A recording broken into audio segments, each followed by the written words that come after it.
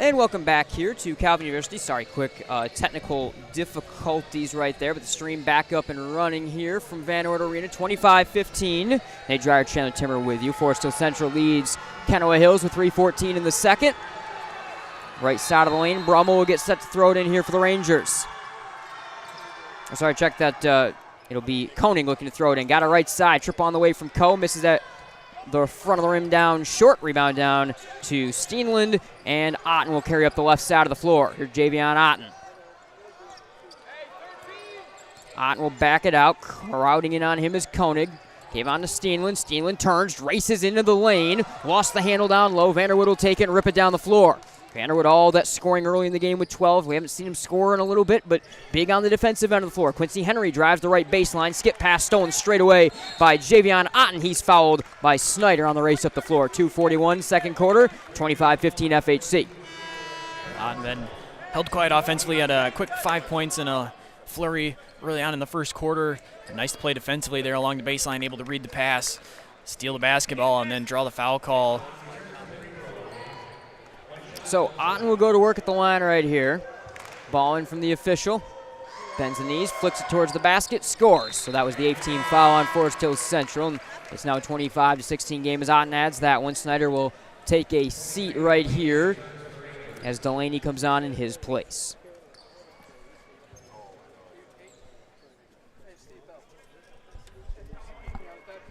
Nine points now for Otten, looking to find his way into double digits. Bends the knees, flicks it towards the basket, scores it. He'll roll that one home. He's got double digits. It's a 25-17 game. They break back out that 1-2-2 half-court trap over the timeline.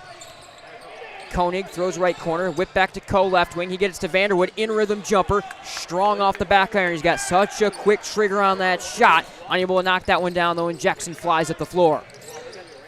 Jackson into a double team, handoff Javion Otten. Watched defensively by Koenig. Otten angles in, kicks it left corner to Jackson. Dribble drive along the baseline. Cut off, left block, throws it right side. Catch and shoot three from Bradley. Misses wide to the left side. Thayer races to the rebound and keeps the Kenowa Hills possession. Thrown on to Otten. Otten, Euro step into the lane. Left-hand shot blocked into the students section by Delaney. 1:57 second quarter, 25-17. Kenowa Hills will keep it. They'll bring Tudis in. We will see Brummel check back in for FHC. Cargo also into the game. Baseline left inbound, Jackson with Vanderwood jumping in front, lobs one up for Otten. He's able to snag it. Jump stop, right block, shot good off the window, and a foul on Brummel. Tough finish from Javion Otten, able to go through the contact. Yeah, jump ball really off the inbound pass, thrown very high to where Otten just had to go up and get it, and able to time it right to field the defender there, get him elevated, then lean his body into it for the and one. All right, here's Otten at the line. 1:53 second quarter, 25-19, a 6-point lead for FHC, looking to close it down a little bit more. Otten, free throw, rattles home.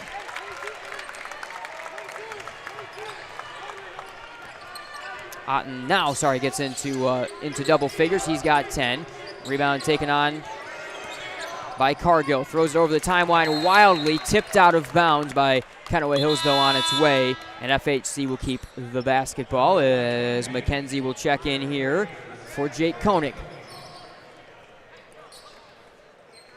Vanderwood to throw it in. Lobs into the backcourt to McKenzie. He looks back to Coach Carhart and his staff for the word right here over the timeline. McKenzie defended by Otten. Up the right side of the floor, throws top of the key. Brummel with space, launches a triple. Too strong, back iron, leaping rebound Delaney, kicked out for McKenzie. Up fake, dribble drive, cut off right corner. Keeping the dribble alive as Otten stays on him. Otten got tripped up around a screen. Fed on to Delaney, rolling to the basket, lost the handle. Tudis on the floor, steals it, and paddles it along to Jackson, who threw it on to his sprinting Chapin. Chapin all the way to the basket. Left-hand shot for the freshman strong. Rebound Thayer, put back through the up fake, no good. Rebound on to Chapin. He'll turn in the lane. Right-hand shot blocked, foul called. A lot of action right there, but out of all of it, the freshman goes to the line for the Knights. Couple looks right underneath the basket for Chapin and Thayer. Chapin initially got the first look there, offensive rebound. Looked like there might have been some contact on his layup. No call, but Chapin there again to clean it up and get one more. And eventually some foul shots. That is the double bonus now, and the first free throw is strong. he has one more coming regardless, as it was, of course, a shooting foul. Chapin wears number 12. Freshman guard. Solid scorer, handles the ball some as well. We've seen that. Second free throw rolls out. He goes 0 for 2. The rebound down to Cargill. Delaney will get it and then give it over to McKenzie. He'll start the offense. Kenowa Hills waits in the half-court man pressure. Skip pass, left wing to Cargill. Cargill hand off to a curling Vanderwood. Vanderwood jabs, angle drive, spin move, free throw line. Takes out behind the arc, gave it on there to Brummel. Brummel hand off to a driving McKenzie. Into the lane, right hand floater, strong. Rebound rolls off, and it's last touched by Kenowa Hills. It'll stay down low with FHC. 42.7 second quarter, 25-20 Rangers. McKenzie to throw in left side, lobs it to Delaney left corner. Delaney up top, Vanderwood triggers a three, blocked away by Jackson on the perimeter. Vanderwood races to the ball in the backcourt, he's got it. Vanderwood throws left corner, McKenzie up fake, drives, launches a long two, good. 27-20, able to knock it down in the final 25 seconds of the second. McKenzie with 11. Here's Javion Otten. Final 12 seconds to hold for the final shot of the half. Defended with Brummel all over him. Into a double team. Otten keeping the basketball. Picks up the dribble. Left side for Chapin. Final 4 seconds. Chapin turns up top. Jackson. Clock expiring. Forced to launch one from 19 feet. Blocked away. Kenowa Hills wanted a foul call. They won't get it. It's halftime. 27-20. Forest Hills Central has a 7-point lead at the half. A hard-fought basketball game, and as we welcome you into the Centennial Securities halftime show, a game that turned a lot more defensive in that second half, I think, CT, or in that second quarter, I should say. Saw a lot of scoring, 19 points in the first frame of play for Forest Hills Central, but the defense is locking down a little bit more in that second frame of play. Yeah, we saw a lot of shots falling in the first quarter, 34 combined points, just 13 in the second there, as we saw the defenses lock in. Some of those shots that were going early on in the game started to be a little bit more contested and weren't falling. All right, a lot more to get to. We'll be right back here with some stats and more on our Centennial Securities halftime show. Do not go anywhere. Jerry opened the letter. An eviction notice? He and his family couldn't bear to move again. It was warm and they had plenty of space for their acorns. Anxiety took a hold of him. Then suddenly, you've got squirrels in your engine and they chew through the wiring. And it was covered, thanks to a farmer's agent.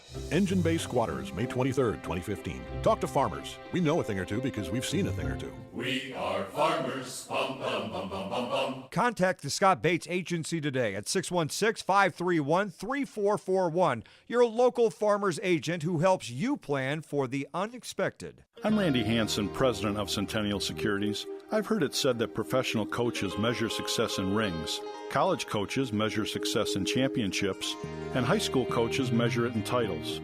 But youth coaches measure success in smiles. At Centennial Securities, we're like the youth coach. Our success is measured by the smiles on the faces of our satisfied clients. If you're a Centennial Securities customer, you know what I mean. If you're not, isn't it about time? Member SIPC and FINRA.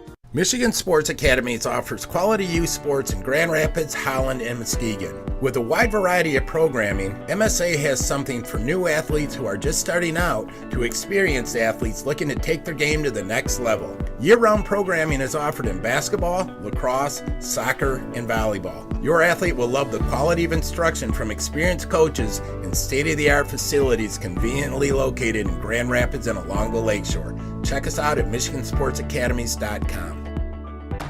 Don't just find yourself, make yourself. Start businesses, build bridges, save lives, raise a whole city. This is your future, so take it and move all of us forward. Welcome back, Calvin University. Nate Dreyer, Chandler Timmer with you from Van Noord Arena. It is the Invite Game 2 of the day, 27-20, Forest Hills Central over Kenowa Hills at the half. Some scoring in this one. Jonas Vanderwood with 12 for FHC. Levi McKenzie with 11. They both have shot the ball very exceptionally. Javion Otten with an even 10, and then a lot of balanced scoring. Next up, Aiden Jackson with 5 for Kenowa Hills. So you look at all those variables right now, the way this game has gone, CT, is both Northview and South Christian out warming up right now at halftime of this game. You've seen some high-pressure defense. You've seen some of the trapping for Kenowa Hills have some effectiveness, but it just has been tough shot-making that's kind of led the day for both teams when they have been able to score and have been able to do something. Yeah, I think early on you saw some guys making some very difficult shots, creating on their own. Otten a couple times, able to create off the dribble, get some step backs, and when those shots were falling, obviously they were scoring a little bit more when it was more of a locked-in defensive effort. They were struggling to get a consistent offense as a team, so they're trying to figure out something there. But I think both of these teams, you saw early on them come out and shoot the ball shoot pretty well, and then as things locked in, you saw both teams make some adjustments defensively, some pressures from both sides. The Forest Hills mixing up in the half-court defense there as well, so each team kind of mixing and matching what they're showing defensively. The stars for both teams, or the leading stars, I should say, each in double digits, 12 for Vanderwood, 10 for Otten, but really a great job shutting both down, especially in the second quarter for these teams. Javion Otten wasn't able to get free very much at all. There's been constant pressure on him. Roman Brummel done an unbelievable job, by the way, chasing him around. But for Vanderwood, no time, and his token is how fast he gets the basketball off. His shooting motion is just immediate, but he hasn't even had that sort of time to get it off. Both teams done a good job locking down the number one option for both teams. Now it's really what comes out of that. Levi McKenzie been the best number two option. We'll talk about him in a second. Start with the job that both teams are doing, though, defensively on the number ones of either side. Yeah, kind of coming into it. I mean, both these teams have the scouting report. They know who the leading attack is going to be for the opposing team, and so you've got a scorer like Otten that can beat you off the dribble, can also shoot, but does a tremendous job attacking the basket. Seen him in a couple quick stretches make some shots, but then the defense keying back in on him, locking down, and getting their on-ball defenders there to shut him down. Vanderwood, as you said, has a very quick trigger from the outside, but Kenowa Hills defense doing a really good job making sure he has very little space. We've seen him not completely abandon the three-point shot, but had to go more to the mid-range game and then attacking to the basket as well. Levi McKenzie been the leading number two man with 11 points for Forest Hills Central. When they've left him open, he's really made him pay, and that's kind of been, I wouldn't say the complete difference, but in a 7-point game, he's had two wide open threes and knocked both down, so that's really been a big difference, is McKenzie knocking down the big shots when he's had him a chance to make them. Yeah, I think when a defense is paying so much attention to another player on the team, you're going to have somebody else that's going to potentially have an option there to step up and make some shots, and you saw one time a defensive miscommunication where he was holding on to the basketball, and there's two defenders there, and they both leave him wide open. He has the open look, and he hits it, and another time the defense, a nice pass across the court to where he was wide open, and again, getting it to fall, had a contested three in there as well, but I think you look for him to continue to step up for Forest Hills Central if they're going to take away Vanderwood. Yeah, absolutely. So South Christian, Northview, as I mentioned, continue their warm-ups right now, CT, and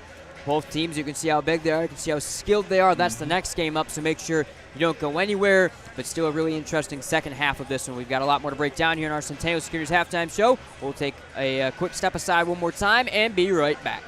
Can you name the 10 winners of the Nobel Peace Prize or the last 5 Miss Americas? The point is the applause dies and the achievements are forgotten. But can you name 3 friends who helped you through tough times or teachers who encouraged you in school? We remember those who make a difference in our lives. I'm Randy Hansen, president of Centennial Securities. What matters to us are the personal relationships we have with our clients, helping them build a secure financial future. As a Centennial Securities customer, you know what I mean. If you're not, isn't it about time? Member SIPC and FINRA. Daniel the deer danced everywhere. He pranced through fields and jigged through rivers. Then he saw it. What a stage! A place no deer had dared dance before. The hood of a brand new car. Hey, my car! And the car was covered, thanks to Farmers Insurance. Deer Dance Floor, December 1st, 2014. Talk to a farmer's agent. We know a thing or two because we've seen a thing or two. We are farmers. Bum, bum, bum, bum, bum, bum. Contact the Scott Bates Agency today, 616-531-3441. A proud supporter of MichiganGameNight.com.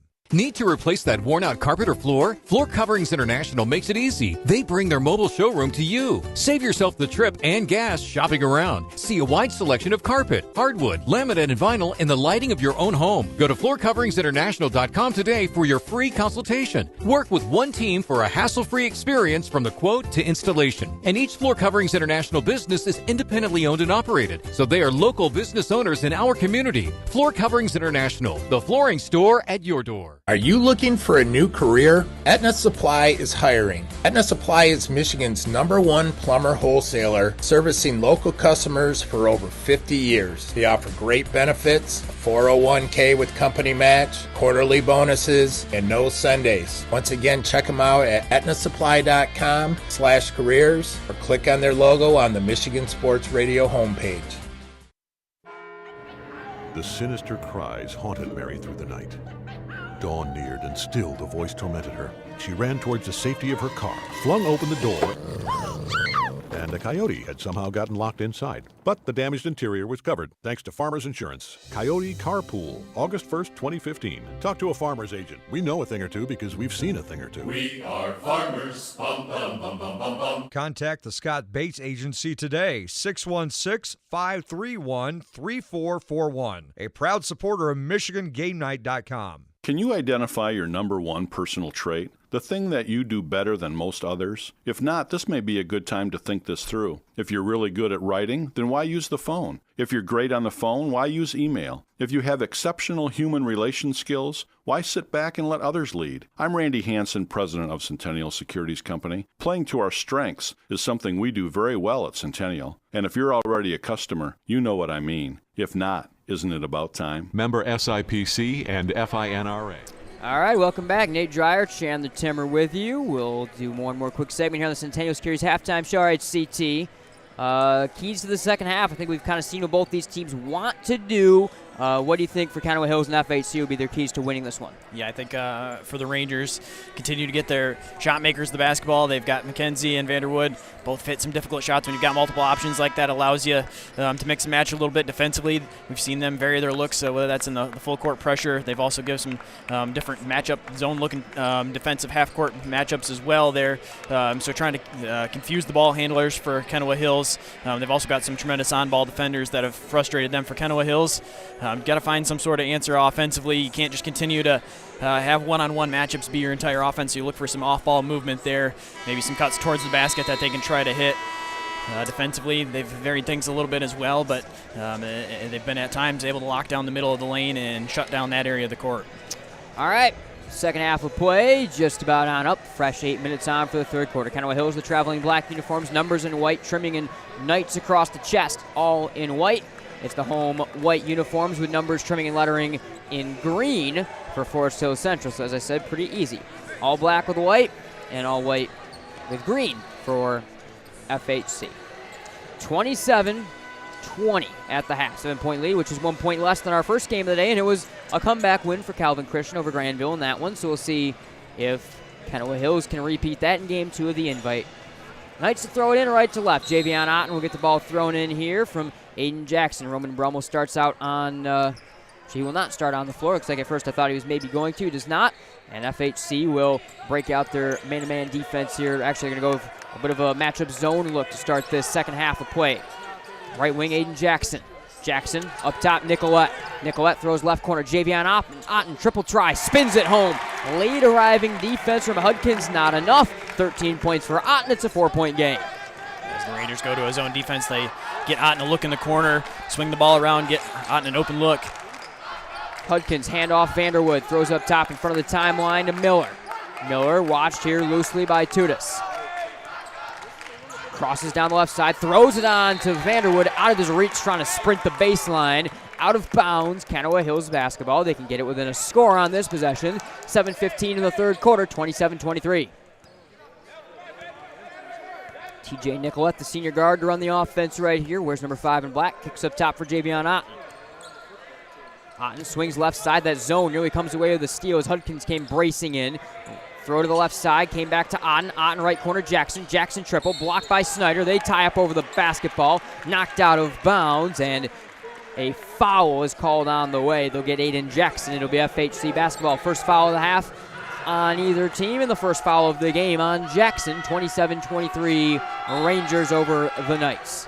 A nice closeout by Snyder in the opposite corner where Otten just made the three, able to close the distance there, get a hand on that three-point shot. Kenowa Hills breaks out their 1-2-2, trap top of the key. Nice move by Koenig to avoid the pressure. Euro step in the lane, left-hand floater short. Rebound ripped down by Tudis. He'll run the break, kick over right side to Otten as the defense clears out.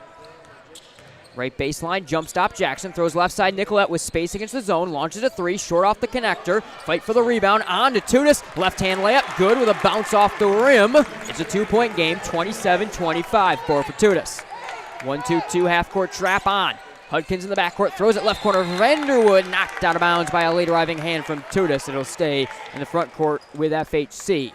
Vanderwood to throw it in, 27-25, Rangers with 6:20 in the third. Lobbed into the backcourt to Brady Miller. Miller over the timeline, watched by Javion Otten. Kicks it top of the key to Koenig. Koenig onto a driving Vanderwood, fouled on the angle to the free throw line. They're going to get Jackson with his second of the game and second of the half. 2 fouls now on Kenowa Hills this half. Levi McKenzie will check in off the bench for Hudkins here as their second leading scorer for FHC is back in. Vanderwood to throw it here from the left side of the lane. Vanderwood into Miller. Miller will dribble top of the key. Crouch watching him is Tudis. Throws left side to Vanderwood. Vanderwood fakes a pass, reaches around a defender. Got it top of the key here to Snyder and back. Swung left corner. On to Koenig, drives baseline, jump stop, lollipop pass up top for Vanderwood. Vanderwood across the lane, right corner all alone, catch and shoot three on the way, rolls out for Miller, and Otten races to the rebound first, and Kenowa Hills takes the possession. They can tie or take the lead here, 5:42 in the third. Javion Otten, step back three for the lead, short off the front rim. Rebound knocked around, Vanderwood will secure it on the second or third effort. Left corner for McKenzie, Delaney kneels, he'll come in a moment. McKenzie backs out in front of the timeline. Otten watches him, and Otten kicks that basketball. Delaney will check into the game here for Snyder. 27-25, 5:20 in the third. Rangers keep the basketball, but Kenowa Hills has closed the gap to 2.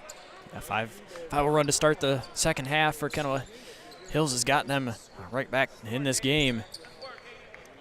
Here's McKenzie for Vanderwood. Right side, right corner for Miller.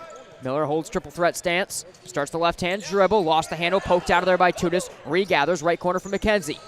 Head fake, gave it right wing for Miller, gave a bit of a shimmy behind the back dribble. Tudis stays with him, top of the key, high pass left side, snagged by Koenig, back right side for Miller. Miller right corner McKenzie, watched by Javion Otten. Two-hand high feed for Delaney, top of the key, worked around extra pass left corner for Miller. Miller drives baseline, jump past Delaney, through his hands, taken by Otten. Otten gonna run, 2-on-2 break.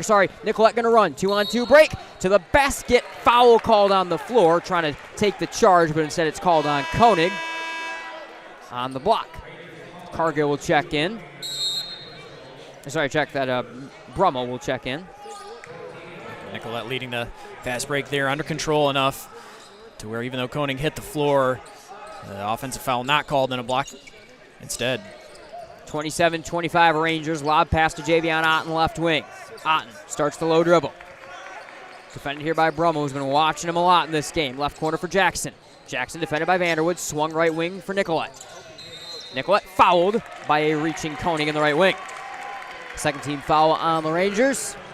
And that, with 4.5 to go in the third quarter, is foul number 3 on Jake Koenig, who will stay in there. Inbounded to Tudis in front of the timeline, racing away from McKenzie. Tudis left side on to Thayer. Thayer, right-hand dribble, lobs up in front of the timeline to Nicolette. Nicolette defended by McKenzie, crosses between the legs, right corner, on for Jackson. Jackson curls free throw line, keeping the dribble, bouncing into the lane, kicks it along for Thayer. Long two, misses everything from the left baseline. Rebound Tudis, put back good, we're tied at 27. Sutton Tudis with 6 and a hard fight down low, knots the game. Tudis been working hard down low, able to see off the air ball there on the weak side to get the rebound and go back up with it. Miscommunication defensively for the Knights allows McKenzie to roll right into the lane and knock down a wide open 2, and right after that, Coach Carhart will call a timeout, and we will do the same. 29-27, Rangers back on top, 3:56 in the third. We'll be right back from Calvin.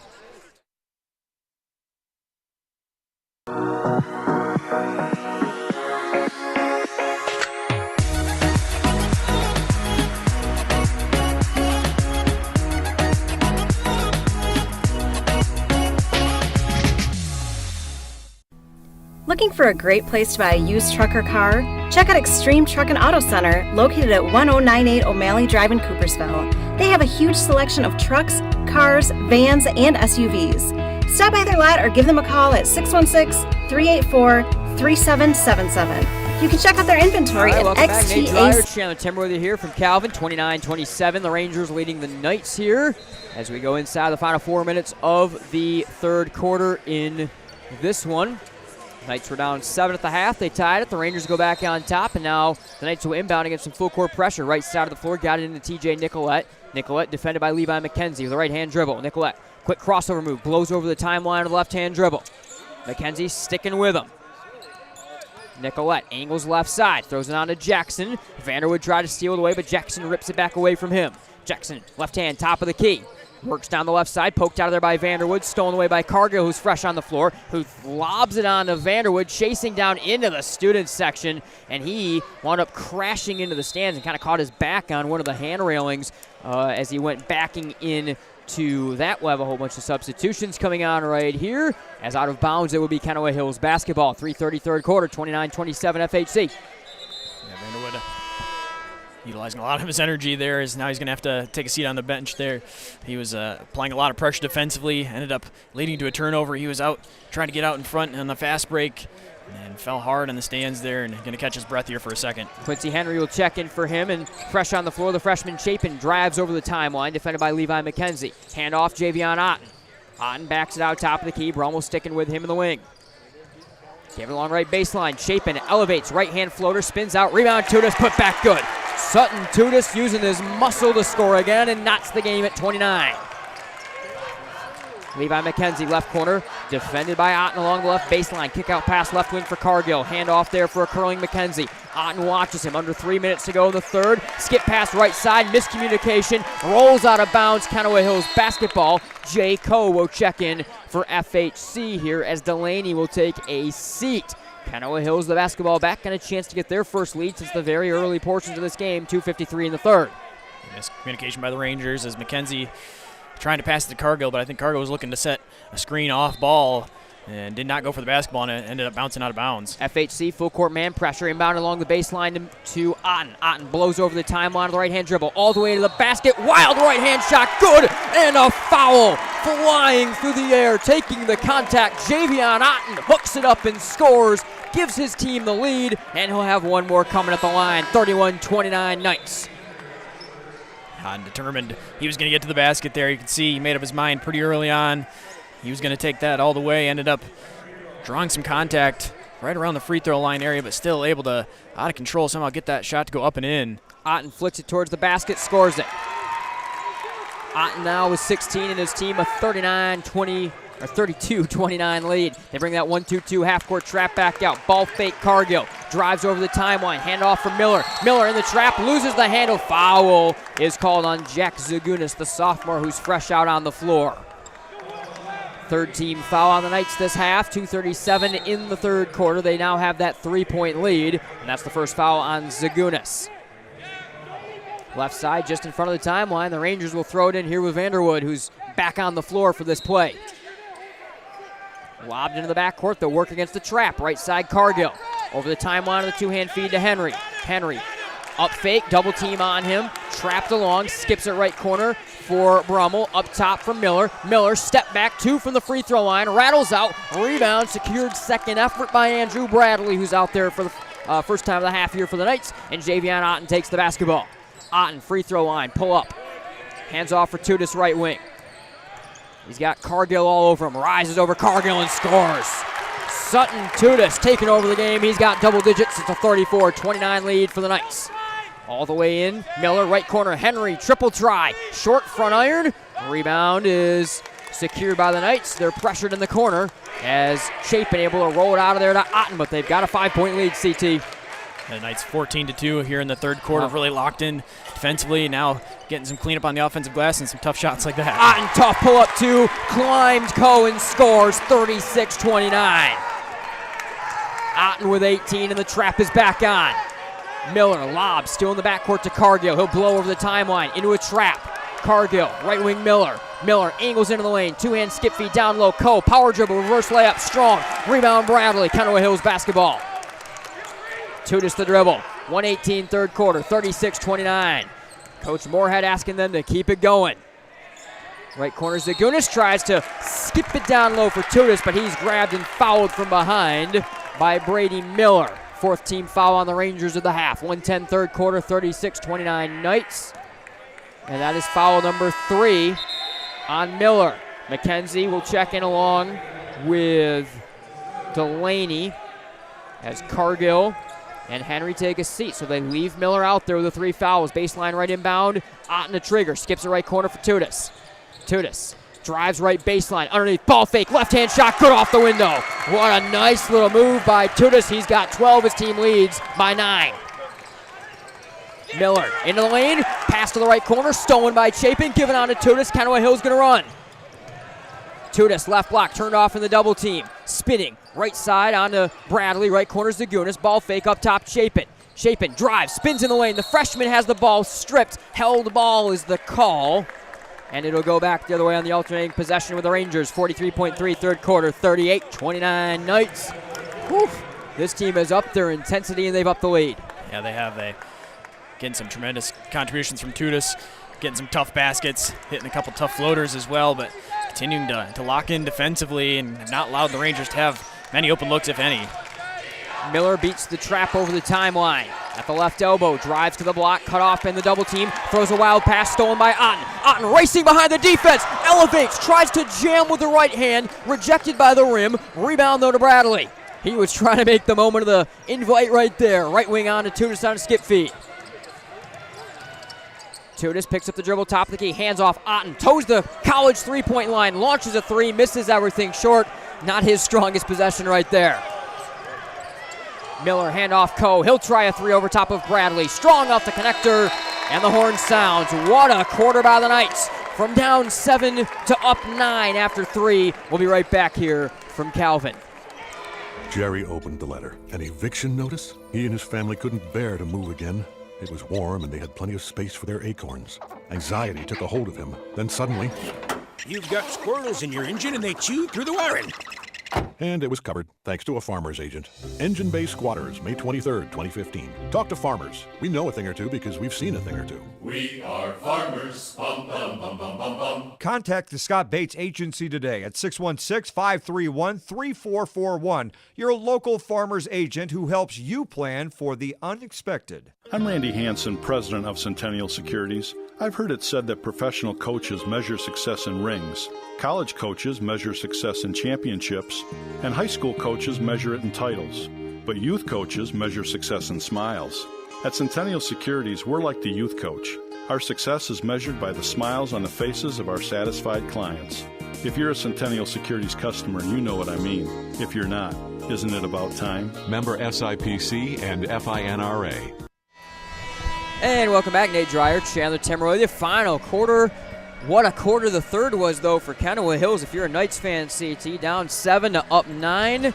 They brought intensity, they brought pressure, they were all over the place, and they have nearly double-digit lead. Yeah, outscored the Rangers 18-2. Wow. You see both the offensive there, finding some answers there, and then locking in defensively, allowing the Rangers just to have 2 points after they were hot and knocking down a lot of shots in the first half. The adjustment there at halftime. All right, Tudis was really one of the leaders of the charge. He's got the ball top of the key. Picks up the dribble, throws it to Javion Otten, right wing. Otten defended by Levi McKenzie one-on-one. Throws a low reaching pass to the right elbow for Tudis. Works to the baseline. Spin line block. Spin move at the block. Fading shot. Strong off the back iron. Rebound ripped down by McKenzie. He'll run with it. 7:36 fourth quarter. Knights by 9. Otten all over McKenzie as they kind of hedge that screen. McKenzie drives right side. Picks up the dribble. Throws free throw line Delaney. Backs into a defender. Right hand floater. Strong. Rebound taken by Thayer. And Kenowa Hills will slow it down with Otten here. 7:21 fourth quarter. 38-29 Knights. McKenzie reaching a couple times on Otten into the right wing. Crossover dribble, Javion Otten, the Grand Valley commit. Angles, crosses, into the lane. Pull-up shot, right elbow, good. Splashes it down, 20 for Otten.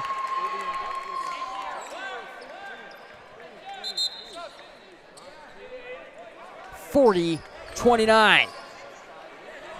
McKenzie was right there, too. A tough pull-up there.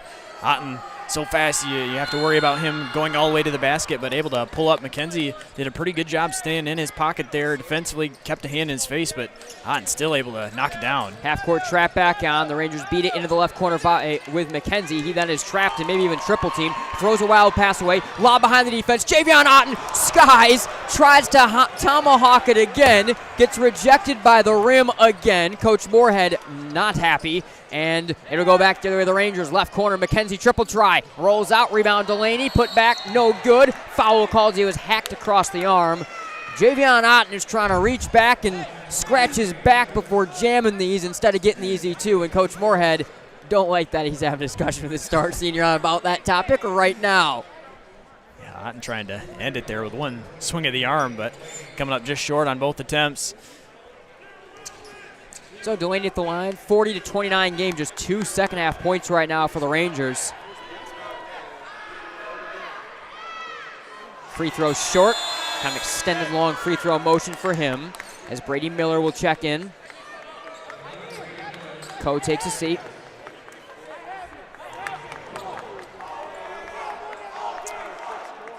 Kenowa Hills is making a bit of a statement, I think, right here against the Rangers, how well they've played, especially going in the OK Gold season eventually. That hooking free throw splashes down for Delaney. He goes 1 of 2 and is on the board for, again, an MIAA type prospect, D3 prospect. 3-2 zone is out. Left wing on to Bradley. Bradley skips down Tudis left block. Up top for, now on to Tudis, Thayer to Tudis. Left corner, catch and shoot 3. Jackson over top of the zone. Randall's out, rebound Delaney.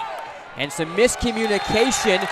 McKenzie was trying to touch pass it on to the sprinting Miller, who didn't know it was coming. He instead throws it out of bounds along the baseline. Kenowa Hills gets the basketball on the offensive side of the floor. 6:16 fourth quarter, 40-30. Just a lot of mental mistakes continue for FHC. Kind of been exactly the story of the second half for the Rangers there. They get a rebound and a stop, but then just trying to get it to a ball handler up the court, they lose the possession. Tudis, ball poked away by Vanderwood. 2 aside on the floor. Tudis came out of it. And a timeout as he ripped it away is called by Coach Moorhead. 6:08 fourth quarter, 40-30, 10-point lead for the Knights. And it's a full timeout. We will stay with you through the full timeout here, CT. But, I mean, a statement. And the second half continues right now for Kenowa Hills. You kind of wondered in this matchup. I think most had Forest Hills Central as the favored team in this particular game. It looked that way early with the shooting and the way they were playing, but when this Knights team ups their intensity, when they bring the trap, when they bring the pressure, they are a different kind of team, especially when they get that athleticism and they get Tudis and Otten going. Yeah, I think they found the right recipe for getting Forest Hills Central uncomfortable. The Rangers able to control the pace a little bit in the first half, create some separation, and mix the tempo enough to, in the half court, get some shots for their snipers and then also get out in the fast break. But it's been a completely different story here in the second half. The Knights have not allowed the Rangers to get comfortable whatsoever. They've locked down in the half court. They've turned up the pressure right away in the full court off some makes that they've had of their own when their offense has been going, and the Rangers have yet to be able to respond and crack that. Game 2 of the invite. We're a little bit behind right now, as you may be able to tell if you were just tuning in for the 5:45 South Christian versus Northview game. We're in the fourth quarter of this one, so still probably a good 30 minutes or so away from getting off our big third game of the day. And then, of course, Catholic Central and Rockford with Eric Wells and company will be up to close the day after that. Kenowa Hills inbounds with that 10-point lead. Tudis angle dribble to the top of the key. Working against this kind of 1-2-2 matchup zone right here. Swung left wing to Chapin. Chapin left corner. Jackson a whole bunch of space. Launches the 3. Buries it.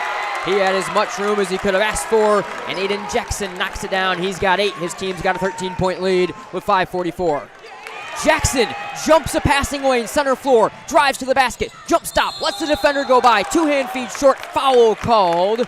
And now Jackson will go to the line. He's had a couple big moments up and down the floor here. Strong series for Jackson. Nice possession offensively for the Knights. They take about 25 of the 35 seconds on the shot clock. Swing it around, eventually get an open 3. Knock it down. Jackson right again, able to jump a pass right to half court mark. Almost a chance at a 3-point play.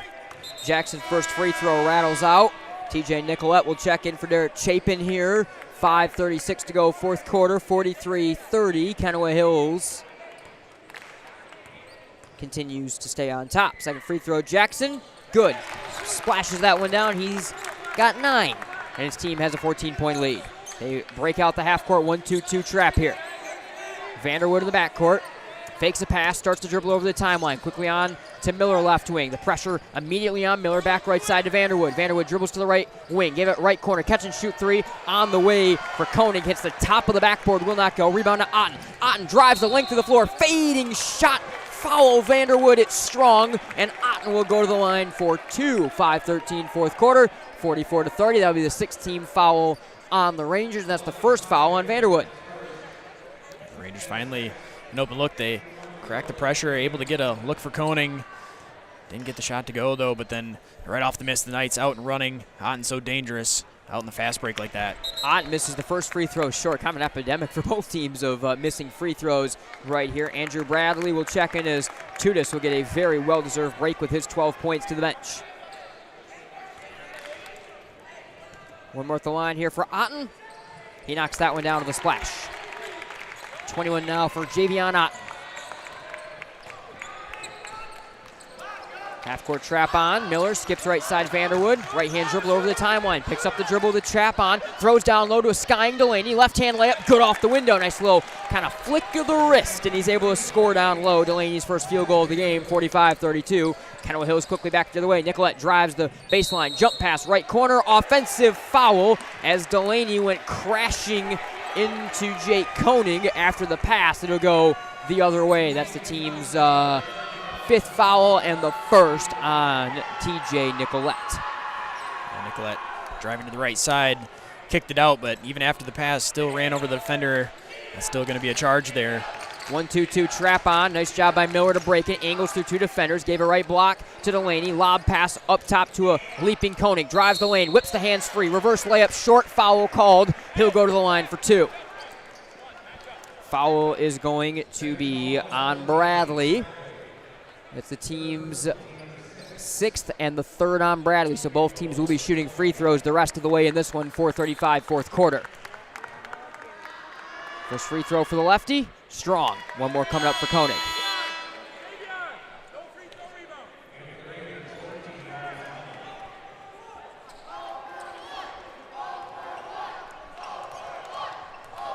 One more here for Koenig at the line. Left-hand shot, short. Fight for the rebound, poked out of there and secured out of the scrum by Javion Otten. Remains 45-32. Sorry, by TJ Nicolette. Nicolette drives up the floor, has it poked away from behind by McKenzie, but then his last touch driving it into the bench by Nicolette. It'll go back the other way.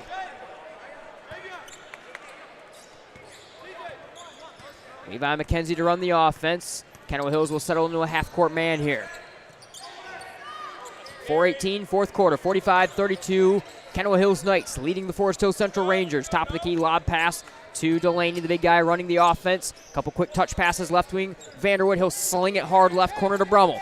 Worked around up top to Koenig in front of the timeline. Defended by Nicolette all over him. Drives down the left side of the lane. Foul on the floor on Nicolette before a left-hand shot was good. 4 minutes exactly to go, fourth quarter, 45-32. 7th team foul on the Knights. That is going to be foul number 2 on Nicolette. And the Rangers to the line. Sorry. Yeah, it should be okay. It is a 1-and-1. They were about to inbound it. Then the official quickly signals the whistle, and we will get that 1-and-1 coming up here. Again, Koenig, you just missed 2, back to work at the line. Koenig able to catch at the top of the key and then rip through. Drive to the left side. Got the reach in on the arm as he was going up for the shot. Got another chance to make up for some missed free throws here. 35 fresh seconds on the shot clock, something that I thought would be a bigger story than what it's been. We've had 1 shot clock violation with the shot clock being experimented today. Left-hand free throw, pure. And 1 more coming up here for Jake Koenig. That's his first point of the game for the senior point guard. Where's number 2 in white? White short sleeves underneath the white uniform. Free throw up and good. Splashes that one down, hit them both. Snyder will check in for Delaney. 4 minutes exactly to go in the fourth, 45-34 Kenowa Hills. And some token pressure will be shown right here mostly. Just Brummel going to chase around Javion Otten, who gets the basketball. Otten, right-hand dribble into a double team. Jump pass left side on to Tudis, who's back on the floor. Tudis Defended by Koenig, top of the key. Stutters left, stutters back right, drives inside. Two-hand high hook pass down low, looking for Thayer in the lane. Bodies collapse together, and a foul is called. That will be team's 7th on the Rangers, and both teams will be into the bonus. That foul is going to be on Snyder, his second, 45-34 Kenowa Hills, and it's Thayer going to the line. And how about Tudis running the offense there, handling the basketball? We've seen him do a lot of work underneath the basket, but they're handling the basketball and running. Quick free throw, well short. Rebound down to McKenzie. McKenzie will run the offense left to right here, defended by Javion Otten. Right corner for Koenig, up fake, dribble drive, jump pass, foul on the floor. It's going to be on Thayer, and it will send Koenig back to the line again for third straight possession. Chapin will check in for Kenowa Hills. That foul was on Thayer. He takes a seat, so they'll go a little bit smaller with the unit here for Coach Moorhead. Koenig able to get the clock stopped now. He's done a fantastic job of drawing some contact now in the one-on-one situation, getting himself some more chances. Left-hand free throw rattles out, leaping rebound to Bradley, and a travel. He took a couple steps trying to settle his feet right there, rolling onto the floor. Coach Moorhead doesn't like the call. He'll argue with the official. And McKenzie will throw in another offensive baseline inbound here for FHC. I think Coach Moorhead, there needs to be a foul call there as to why he lost his footing. McKenzie throws in the right block. Brummel turns, left-hand hook shot, good. Got a friendly touch off the front of the rim for Roman Brummel. 45-36 game, back to single digits. Full court pressure on Chapin in front of the timeline. The freshman behind the back dribble blows over the timeline. Foul called on a reaching Jake Koenig. Team's 8th foul on the Rangers. 3:20 to go fourth quarter, 45-36. And that will be foul number 4 on Koenig. He's been big down the stretch in this game, getting to the line and playing aggressive defense, but I guess the aggressive defense also comes with the foul calls right there, and Chapin will go to the line. Bends the knees, right-hand free throw, rattles out, and the rebound down to Levi McKenzie. McKenzie up the floor, crosses down the left side into the lane, runner with the right hand, short foul on Otten. So to the line for 2 right here. They do get Javion Otten on the foul call, team's 9th. That is the first foul on Otten tonight. Raymond Cargill will check in for Koenig, who's got those 2 fouls against. And McKenzie will go to the line and shoot a pair right here. McKenzie been kind of shut down in the second half, 11 in the first half, just 2 in the second. First free throw, rattles short, no good. He'll have another one coming. McKenzie, 6-foot senior guard. Eyes the basket, bends the knees, right-hand free throw good, goes 1 of 2 at the line. He's got 14 in the contest. It's a 45-37 lead, full court press is on. Tudis throws it left side to Bradley, walks into some space over the timeline, hard 2-hand pass tipped high in the air, secured by Cargill, thrown right side for McKenzie, he'll run it with some pace. Right side, McKenzie attacks the basket, runner, fader, blocked. Held ball is called as that one got trapped up between he and Otten. Alternating possession will stay with FHC. Jack Zagunis checks in for Andrew Bradley. And McKenzie will get ready to throw this one in. Looks like there's some confusion because I think it should be Kenowa Hills basketball in the alternating possession. They're arguing it, and they will get it. So it is Kenowa Hills basketball. There's some discussion there between the officials, but eventually Kenowa Hills going to get the basketball after a tie-up. Otten there able to keep with McKenzie going to the right side. And McKenzie tried to dish it off at the last second, but Otten there to force the tie ball. Full court man press on. Nice move by Otten over the timeline. On to an all-alone Jackson. Jackson kicks down low for Chapin. Chapin has that one bounce away. It was poked away from behind, though, by Brummel, and it's out of bounds along the baseline off of FHC. 45-37 Kenowa Hills. 2:43 to go in the fourth. Left corner for Tudis. Tudis bounces around a screen, top of the key, watched defensively by Sam Snyder. Tudis keeping the dribble, 14 seconds on the shot clock. Reaching, bodies crashing down away from the ball, no foul called. Chapin drives, travel, locked up defensively by McKenzie, shuffles the feet. Forest Hills Central basketball, 2:28 fourth quarter, 45-37. The Rangers finally able to get something going here. Might be His time is running out, 2.5 minutes to go, but starting to get some stops defensively, been able to get to the free throw line, starting to have to hit a higher percentage of their shots to make a comeback, but they're at least finding the right possibility there. Rangers beat the trap, right wing three, McKenzie, splash, knocks it down, 45-40 game.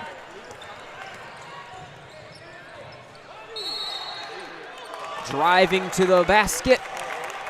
On the take, Javion Otten, shot blocked, blocking foul call. Coach Carhart wants the charge, won't get it. 2 at the line coming for Otten. That's the 3rd foul on Cargill, and Coach Carhart is making his intentions well known in a discussion with the official. Rangers defense just slow to get back. McKenzie, a huge made 3 to get it down to a 5-point game, but then Otten taking advantage of the Rangers slow to get back, able to push it. 9 fouls on either team. First free throw short. They'll take it the other way. And now whistle's going because it should have been 2. It was a shooting foul. Okay, he was supposed to have another one coming. Forest Hills Central played the ball back down the floor the other way as if it was a 1-and-1. It was not, of course. And Otten has one more coming up right here, shooting into the face of his own student section. 2:01 fourth quarter, 45-40. And Otten with one more at the line. Yeah, you could see the confusion from both teams. Snyder caught the rebound, almost was going to pass it back, but then nobody was really asking for the basketball, so they just started running with it. Eventually the official.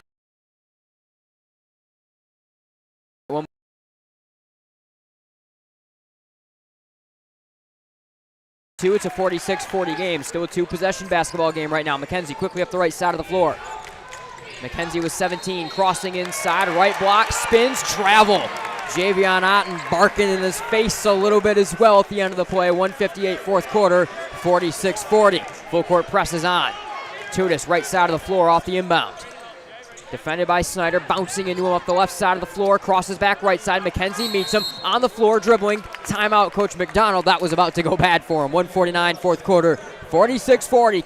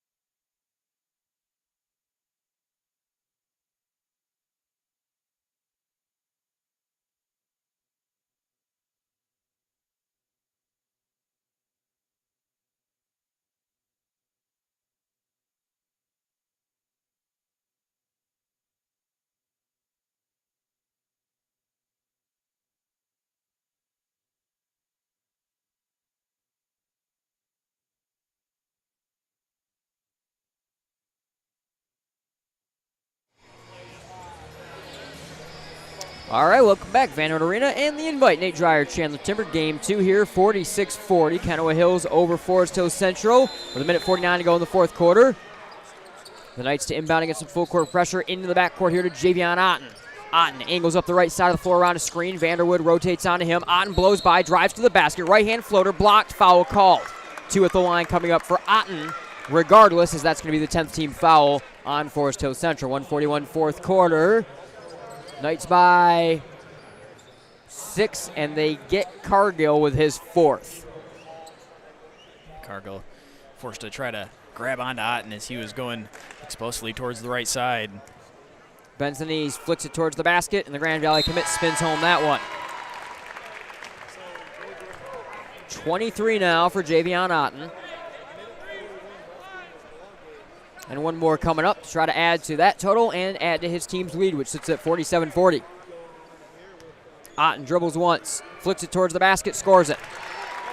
24 for Otten, 48-40, Kenowa Hills. Handoff, McKenzie down the right side of the lane. Hard jump pass blocked out of bounds by Tudis. It'll stay with FHC down low. 1:35 fourth quarter, 48-40 Knights.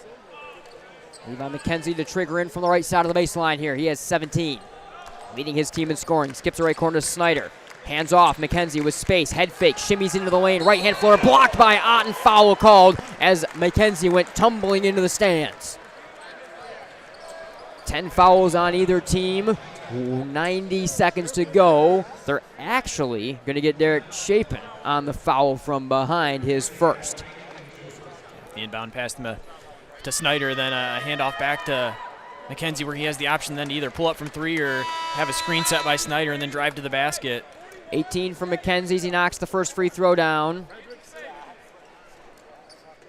Cargill will come in as Koenig makes a seat. They both have 4 fouls and are swapping out for each other. Free throw, McKenzie, Pure, hit them both. 48-42 game, final 90 seconds. Otten blows over the timeline, beats the press, gave it on to Zagunis. The sophomore charges, right hand floater, short, defensive foul is called. And he'll go to the line for 2. A little bit of a delay out before the block, but they do get the block. Yeah, that's a tough one for Cargill. I think he had the feet set there. I think the only thing was it looked like he was kind of leaning, expecting contact. You could see him almost falling backwards. There was contact there. But I think the official saying that he was not really flopping, but almost anticipating the contact more than what was really there. And being on Cargill, it's his 5th. He's disqualified, and Koenig will come into the game in his place, so they have another player with 4 fouls that have to come in his place right here. Zagunis, the sophomore, getting ready to go to work at the line.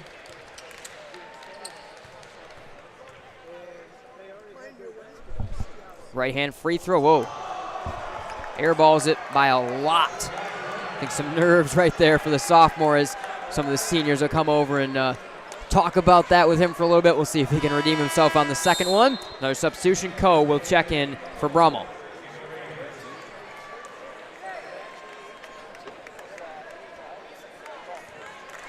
One more for Jack Zagunis. Bends the knees, flicks it towards the basket. That one's strong off the connector. Coe the rebound. On for McKenzie.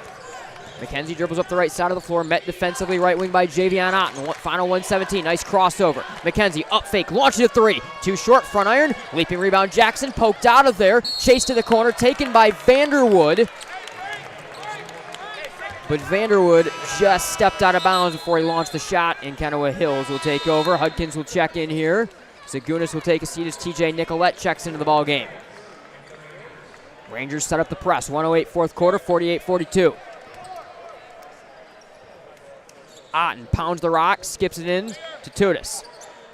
Tudis faces up against Snyder, angles up the left side, skip past Javion Otten, splits a pair of defenders, angles into the right wing. Bouncing down to the right block, Otten lost the handle, right corner, ball chases down, bodies collapse together. Foul going to be called on McKenzie. It was number 1. I wasn't sure which number 1 it was going to be as they ran into each other. It is on McKenzie. His first foul, both teams into the double bonus, and that will mean 2 at the line for TJ Nicolette, who's the one that took that contact. And McKenzie aggressively chasing that play down. Got it out of the hands of Otten, but then as the ball going to the corner, Nicolette ran him over. First one good for Nicolette in rhythm, 49-42, and a 7-point lead for Kenowa Hills. Nicolette bends, shoots with the right, rattles it home. So Nicolette able to knock them both down right there. 57.7 fourth quarter, 8-point lead. Nicolette after the free throws checks right back out. Otten, Chapin, Tudis, Jackson, Zagunis the unit for the Knights. Hudkins left wing. Swings to Koenig, quick up fake. Gave it on to a driving Hudkins, high leaping grab, goes back up with a 2-hand shot, swatted into the stands by Tudis, and it'll stay with FHC down low. 46 seconds exactly to go, fourth quarter, Knights by 8. It's a nice cut to the basket by Hudkins, but the pass a little bit too high to where he couldn't just go right up with it, had to come down. By the time he got back up, there was someone there to block the shot. Snyder drives right baseline, and a charge is taken down low. Nicolette will check back in for Zagunis here. 42.4 fourth quarter.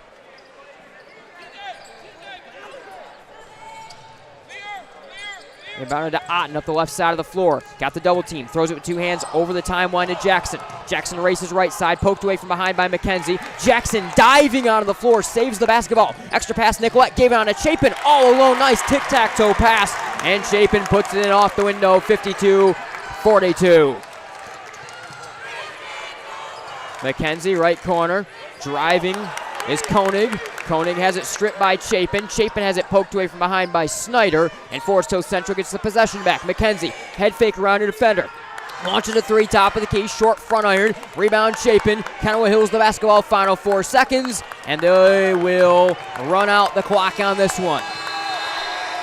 52-42, Kenowa Hills goes to 2 on the year. The Rangers fall to 1-1, and a big win right there for Kenowa Hills. Welcome into our Scott Bates Farmers Insurance Agency postgame show. CT, they trailed by 7 at the half. They led by 9 after the third, and they're able to maintain it throughout the high-pressure fourth quarter. Really impressive win for the Knights of Kenowa Hills. Yeah, the way the Knights were able to flip things in the second half, really impressive. Forest Hill Central looked comfortable in the first half, but the Knights making some adjustments and really keeping them uncomfortable in the second half, able to come out in a double-digit win.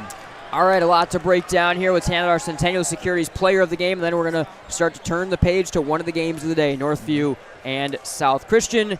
It's Javion Otten, 24 points. We saw why he's going to Grand Valley. We saw why he's one of the absolute best players in the area. Yeah, really a special talent.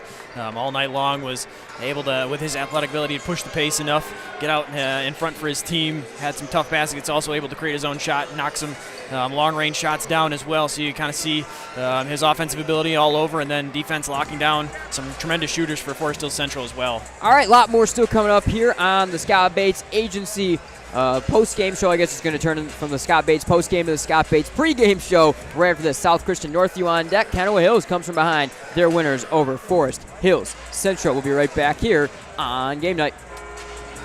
The sinister cries haunted Mary through the night. Dawn neared, and still the voice tormented her. She ran towards the safety of her car, flung open the door, and a coyote had somehow gotten locked inside. But the damaged interior was covered, thanks to Farmers Insurance. Coyote Carpool, August 1st, 2015. Talk to a farmer's agent. We know a thing or two because we've seen a thing or two. We are farmers. Bum, bum, bum, bum, bum, bum. Contact the Scott Bates Agency today, 616-531-3441. A proud supporter of MichiganGameNight.com. Can you identify your number one personal trait? The thing that you do better than most others? If not, this may be a good time to think this through. If you're really good at writing, then why use the phone? If you're great on the phone, why use email? If you have exceptional human relation skills, why sit back and let others lead? I'm Randy Hansen, president of Centennial Securities Company. Playing to our strengths is something we do very well at Centennial. And if you're already a customer, you know what I mean. If not, isn't it about time? Member SIPC and FINRA.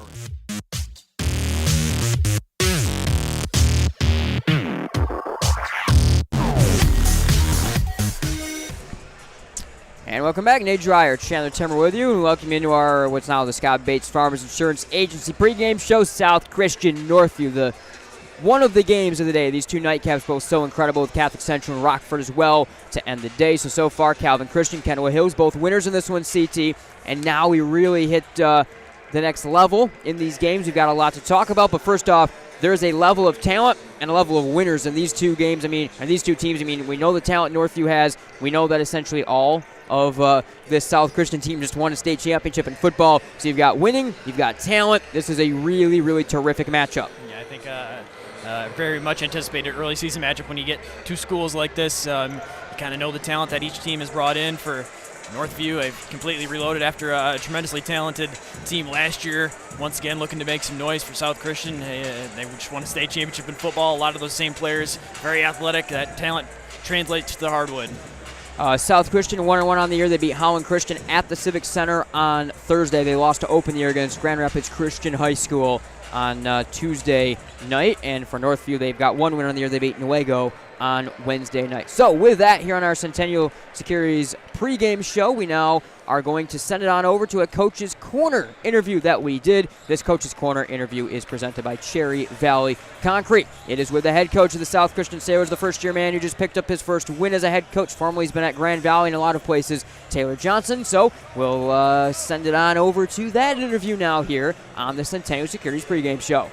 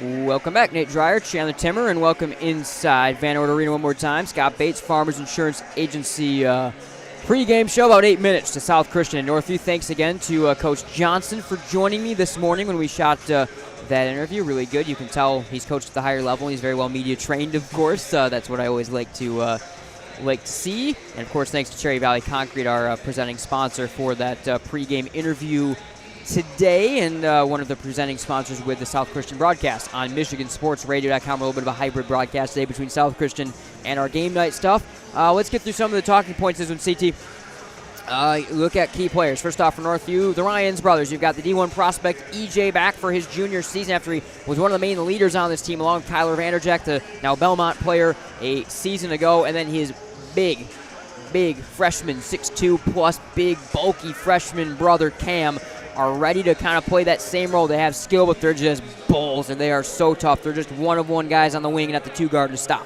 Yeah, very unique that get two players like that. Of course, the brothers makes it even better story, but EJ been around for a while now, has some experience. You've seen the talent he has. Now you had his big little brother on the court as well. Big little brother. I think that could be a really unique combo. Yeah, absolutely. For South Christian, a lot of guys to start with. As we mentioned, you've got a lot of guys that all helped just win the state football championship across the roster. Coach Johnson talked about that, but one of the guys they talked to him about is Carson Viss. He's a point forward, wing, whatever you may call him. He's back for his sophomore year. Had a huge football season. And he had, 26 points against Howland Christian on Thursday night. Sorry, 24 points, 7 steals, 5 assists, 4 rebounds. This kid is a very special talent at just a sophomore. Yeah, he can do a lot of things on the basketball court, and at a unique size as well. Pretty tall at 6'4", but still has some size to play down low, but has the ability to handle the basketball as well. Also for South Christian, Jake DeHaan, the senior guard. He just led the team to a football state championship, a little banged up even in that state championship with an incredible effort. He's back with a lot of other guys, a lot of great winners on this team like Jake DeHaan. Yeah, just a lot of guys that know their exact role on the team, and of course, when you're talking about guys that are multi-sport athletes like that, are very coachable, gonna fit into the system well and can adapt. When you talk about guys that a couple weeks ago were still playing football and now right back here to a big matchup on Saturday on the hardwood, but they're athletic enough and they're out for the task.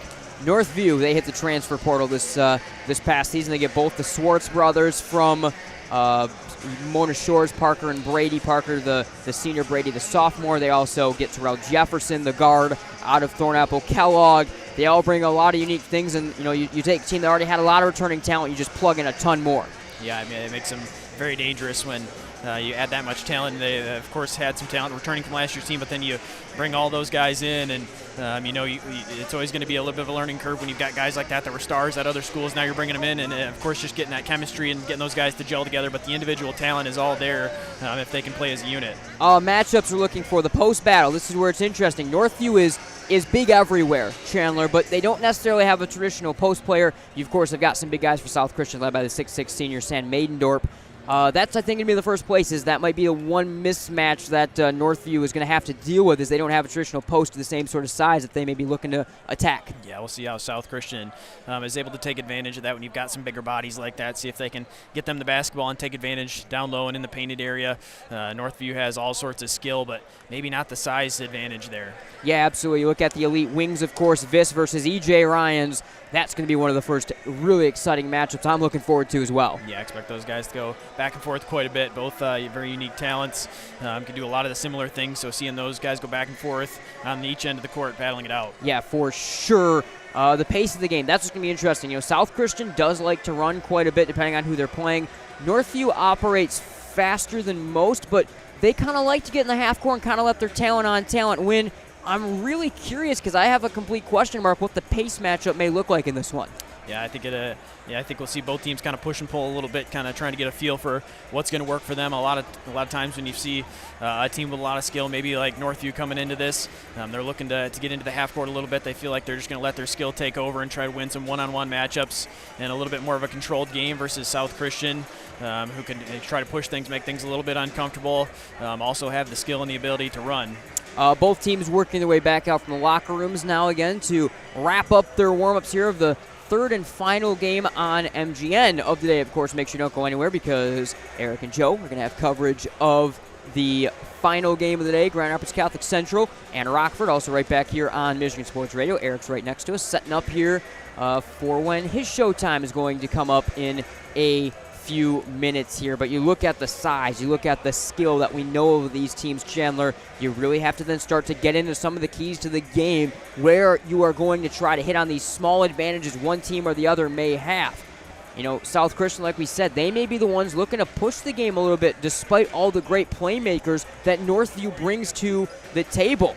They played well in transition Thursday, and for South Christian, a goal has to be to keep Northview uncomfortable and out of their talent-on-talent matchups. Yeah, I think you saw some of that in our previous matchup there where in the game we just saw where you see some guys that can really shoot, have some skill positions, but you speed things up, you force them into some mistakes, get some turnovers, keep the pressure on them, you can make them uncomfortable. So I think that's kind of the same style of game that South Christian is looking for. Of course, if it gets into a half-court game, South Christian still very talented and can make it a game that way, but I think when you're talking about a team that's maybe looking to push it a little bit more, I think that's South Christian in this one. Van Noord Arena is starting to fill up for this one. This is the media section right here that's roped off. That's why there's no one immediately behind us, but the rest of the gym, even up into the second level, certainly starting to fill up for these final two games of the day. You've got some great fan bases that have been brought out. I think maybe the best environment of the year last year that we were at during basketball season was at the showcase when Northview played that game against Brother Rice. So you know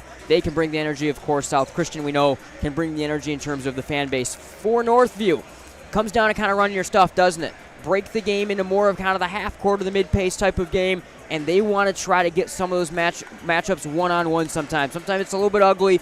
You know, they can play a beautiful brand of basketball if they want, but sometimes they can break it down. They can make it a little ugly because they trust themselves one-on-one. Yeah, when you've got that much talent spread across the floor, they've got multiple guys that they trust one-on-one. It's not just going to be a single guy that they're relying on. We broke it down individually, each of the guys that are special talent, so they allow them to get a little bit more in a controlled style game in the half court, and they can kind of set things up the way they like. All right, Northview, South Christian. This is one of the featured games of the day, and when it's all said and done, this might be one of the featured games of the year in West Michigan. You've got a great coaching matchup as well. A couple younger coaches with Coach Channa and Coach Johnson getting ready to go head-to-head in this one. Some great staffs behind them as well. It's going to be a great one. The Sailors, the Wildcats here on Game Night on Michigan Sports Radio. 2 more games to go on the day. This is our final one, and I've certainly been looking forward to it all day. This has been the Scott Bates Farmers Insurance Agency pregame show. We will see you all right after the national anthem because we've got some basketball on deck. South Christian, Northview right after this.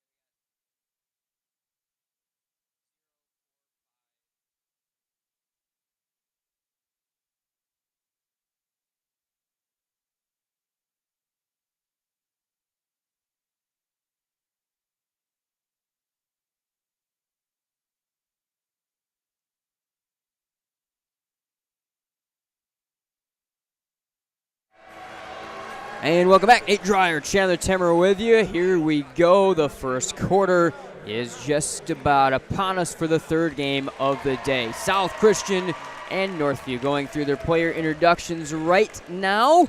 And we will in just a moment get ready to meet your starting lineups in this contest. Both teams wearing colored uniforms in this one. For South Christian, they're in the home gray uniforms, numbers and lettering in script blue, trimmed in white. And they will bring out the 6'2 junior guard, Jake Vermas, along with the 6'2 senior, Jake DeHaan. The sophomore 6'4 wing, Carson Viss, gets the start, along with the 6'6 senior, Sam Maidendorp, in the middle of things, and the 6'2 junior forward, Sam Weiss, gets the start for South Christian under head coach Taylor Johnson in his first year. Northview in the traveling white uniforms, numbers, lettering, and trimming all in white. They'll start the 6'7 junior wing, Parker Swartz. The 6'4 senior, Tyron Thomas, gets the start, along with the 6'4 junior guard, E.J. Ryans. The 6' senior guard, Terrell Jefferson, also gets the start, along with the 6'4 freshman wing, Cam Ryans, in the opening lineup for head coach David Chano. They are 1-0 on the year. South Christian 1-1 on the season. Northview moves left to right across the radio dial. CT, we see two of those three transfers in the lineup for Northview, and we see a lineup of mostly football state champions in for South Christian. Those are kind of the main storylines to the forefront right away. Yeah, I think both of these for unique reasons are, kind of early on in the season, seeing how things play out here, still working. Of course, it's coming together as a team and playing well, but when you're talking about guys that are coming off the football field, it's always going to take a while to get back into basketball mode, and they're trying to do so here for Northview. Some tremendous basketball talent, but guys that haven't been playing together for many years coming through the system, guys that have been at other schools and have shown tremendous talent, but now trying to put it all together. The first quarter of South Christian basketball on Michigan Sports Radio is presented by Jamie Reinbrandt, 5-Star Realty. The coaches having an interesting discussion at center floor before we go on this one. I don't know if there's some gamesmanship from one side or the other.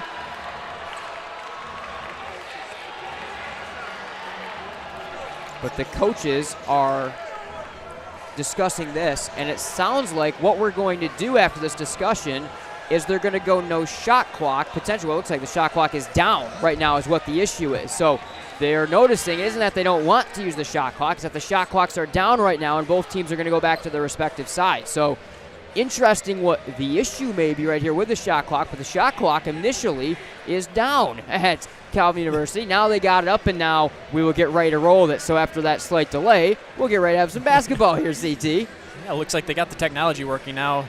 I would assume we're going back to a shot clock. You really haven't seen it play a huge impact throughout the first couple games. Of course, very interesting to see kind of what impact that has on the game today as they're trying that out.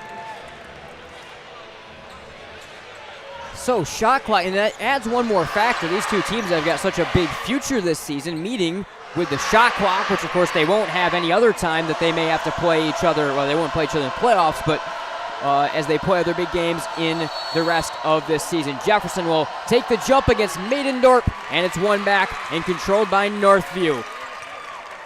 E.J. Ryans, the 6'4 senior, calls out a horn set and will get the offense going top of the key. Loosely defended by Jake Vermas. Hands off on a skip left wing to Swartz. They're working slowly top of the key. Thomas swings the right wing to Terrell Jefferson, the Thornapple Kellogg transfer, I should say. Throws a pass down low, knocked back to him, and Northview swings it along left wing to E.J. Ryans. Ryans left wing for the big lanky Parker Swartz. Up top to the freshman Cam Ryans. Right wing, catch and shoot three. E.J. Ryans rattles on out, race to the rebound. It's Carson Viss there first to run the offense right to left for South Christian after a 35-second possession to start things out. Jake DeHaan, angle drive, left-hand layup, scoops it down and good. Nice move by Jake DeHaan on the left-hand scoop. South Christian the first lead of the game. They'll bring the full court pressure right here. 2-2-1 trap. Jump pass left side, Tyron Thomas, the Frostburg State commit, skips over the timeline to Parker Swartz. Swartz, high leaping pass right side, secured by the leaping E.J. Ryans. 6:58 and less first quarter. Early lead, South Christian. Left corner, Parker Swartz off a couple feeds. No angle, one-hand feed, top of the key to the freshman Ryans. Right wing, Terrell Jefferson skips it top of the key for Tyron Thomas. Thomas drives, runner, left-hand layup, strong off the left side of the glass. Rebound knocked out of bounds, last touch by Northview. Physical start to this game as well. South Christian the basketball and the lead. Early on, you've seen the Sailors defense be able to hold up in a couple long possessions. Haven't allowed any points, and then quickly on the offensive end, DeHaan going to the basket and able to get the lay-in. Jake DeHaan on the wing, angle drive, pulls up, ducks through 2 defenders, right-hand floater, short, but a travels call as he shuffled the feet before he took that shot. Northview again will set up the offense as the full court trap is utilized against them. Inbound pass, spiked away, ball crashing in either direction, racing out of the scrum is E.J. Ryans. Ryans to the basket, right-hand layup, good. They brought the pressure, but Ryans didn't care. He knocks that one down. Northview's tied it at 2, 6:15 in the first. Foul called off the ball on the Sailors. They're going to get Jake Vermas for his first in the first of the game. 6:11 to go first quarter. This is a physical and intense game to start right now. South Christian trying to bring out the pressure. They go 1-2-1-1 trap right here. Diamond in 1 press. Jump pass, left side, Tyron Thomas over the timeline. 2-hand feed to Cam Ryans. The freshman drives, scoop shot, short off the front rim, put back good. 4-2, Northview their first lead.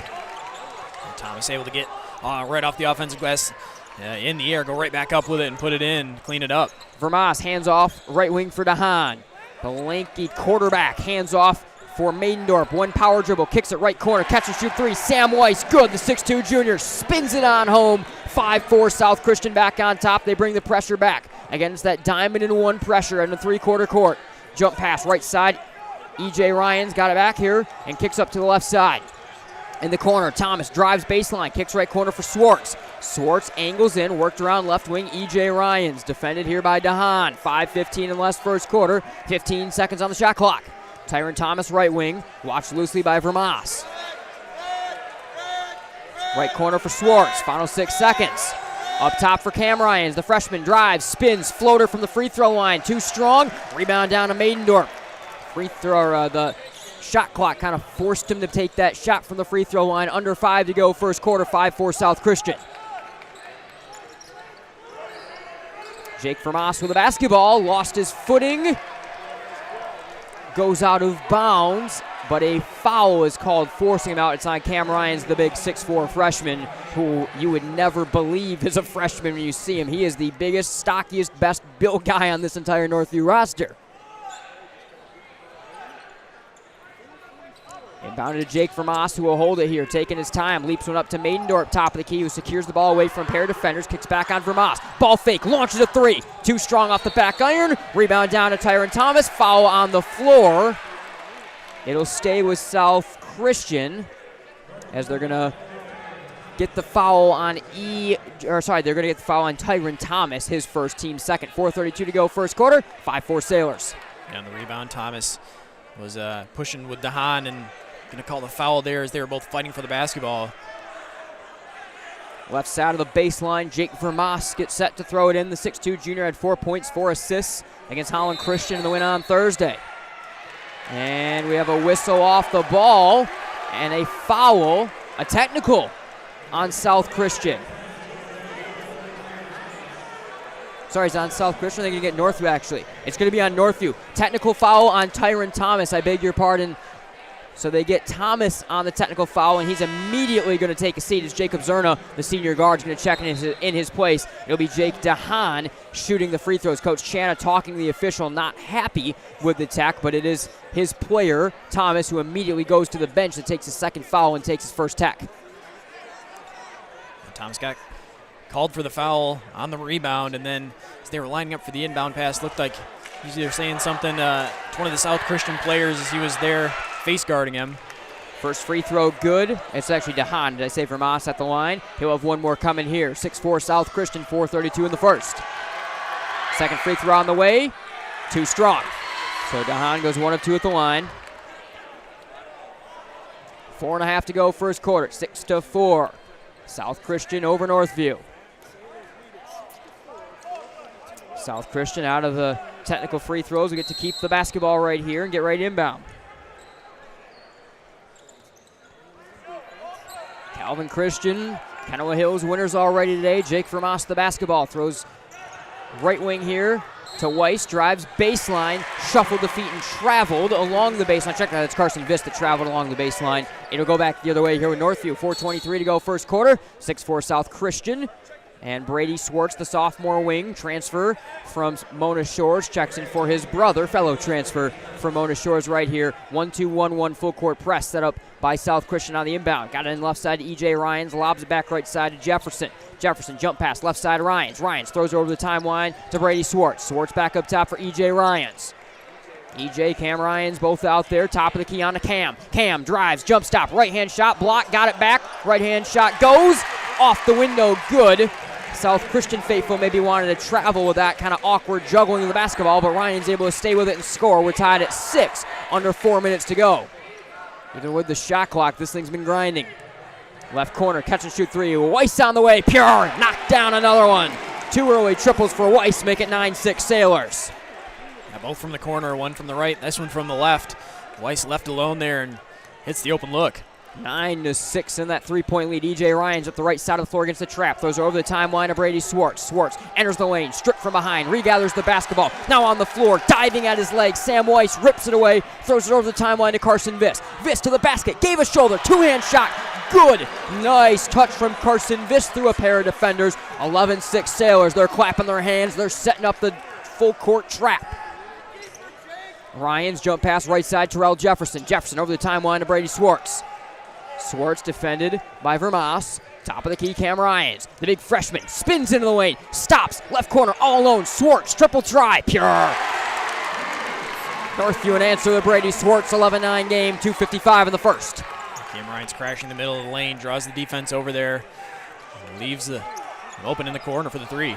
Right corner, Weiss tries another one. That one's short off the front rim. Rebound down to Maidendorp. Left corner, catch and shoot three. Viss strong off the back iron. South Christian keeps it alive. Rebounded to Hahn. Jump stop, 2-hand feed. Good off the window. 5 points for Jake DeHaan. 13-9. The lead for South Christian. Ryans against the pressure in the full court. Trap moves on. Swings it right side. Terrell Jefferson. Jump pass over the timeline to Ryans. EJ to his brother Cam. Top of the key. Cam, right corner for Swartz. It's Brady Swartz with the basketball. Crows top of the key. 2-hand feed to Zerna. Zerna drives in the lane, lost the handle, and goes out of bounds as he regathers it with his right foot on the end line. It'll go back South Christian's way. Cam Post checks in here along with Nate Brinks for Coach Johnson. And we'll see Matt Haveman come in for Northview. Brinks trying to cut with the basketball right around the left elbow area, but the defense there able to poke it free and then eventually off the Wildcats.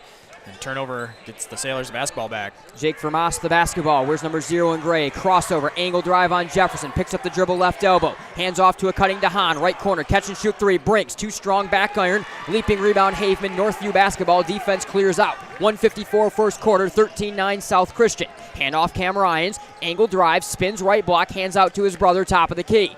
Swung around to Haveman. Right corner for Jefferson. Jefferson, one-hand pass Cam Ryans. Right corner, Brady Swartz. Swartz, quick shoulder fake, extra pass, right corner, Ryans drives, right hand layup, short foul called.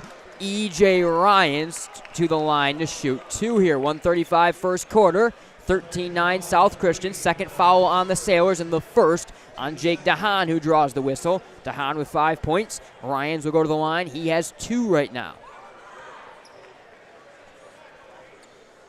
Parker Swartz getting set to check back in the game here momentarily for Northview. Shooting into the South Christian cheering section. Free throw up and pure for E.J. Ryans. Ryans, Western Michigan offer already on the table. A lot of D1 interest for the sophomore. Cam Ryans will take a seat as Parker Swartz comes in.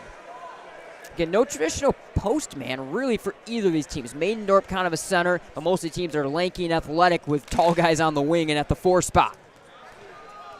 Ryans, one more at the line. Where's number 5 in red? Second free throw up, second free throw good. Hit them both. He's got 4. It's a 13-10 game, 1:35 in the first.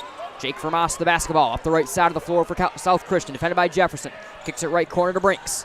Brinks around a screen to the left-hand dribble, top of the key. Hand off Viss, through Viss's legs, back onto Brinks, and then back onto Carson Viss. The sophomore drives, right-hand shot, rolls out, fight for the rebound. Viss got it, can't put it back with the left. Second effort, it's Jefferson ripping it out of there, and Northview's got the ball. Here's Brady Swartz to his brother, left corner. Parker drives the baseline, cut off and kicks up top in front of the timeline to E.J. Ryans. Ryans hesitates, pull-up shot, free throw line, good. 1-point game, 13-11. Tough shot by E.J. Ryans. Back-to-back possessions Comes away with 4 points for E.J. Ryan's tough mid-range jumper. They're able to stop and pull up and knock it down. Here's Vermas, jump pass, top of the key, Carson Viss. Hard whip pass down low, able to be settled down by Post. Worked around to Viss, top of the key, fouled by a reaching Terrell Jefferson. 13-13, 43.3 in the first. Jefferson, nice job moving the feet, trying to get in front of Viss, but if he'd been able to just hold his ground a little bit better, ended up reaching in, had his feet in the right place to try to cut off the driving lane. Sam Weiss checks back into the game. He's got 6 early. Carson Viss throws it in front of the timeline to Jake Vermas. The 6'2 junior calls out the play. Defended loosely by Jefferson. Bounces around a screen right wing. Vermas picks up the dribble, splits 2 defenders, throws it wildly in front of the timeline where it's settled down by Sam Weiss. Weiss, 2-hand feed right wing for Brinks. Brinks curls top of the key, chest pass left wing for Carson Viss. Viss bounces around a screen, behind the back, nice dribble, into the lane, whips the hands free, left hand layup, finger roll good. What a move by Viss. 15-13 South Christian. Into the lane, Jefferson answers with a short layup, good off the window, and a foul. So Terrell Jefferson can take the lead with a big move of his own after a great move to start things on that possession from Carson Viss. Viss in traffic, able to go between the legs. He's had a couple times driving to the basket where he's been right there, a couple tough bounces off the rim, but he's been right there, able to get that one in traffic, but then Jefferson right back the other direction quickly, able to get a bucket of his own. Jefferson going to try to give Northview the first lead right here. Both teams make some substitutions quick to get stars like E.J. Ryans off the floor and and Carson Viss before the end of the first quarter. Free throw good, 16-15. Jefferson now with 3 and Northview the lead of the basketball game with 12.3 in the first.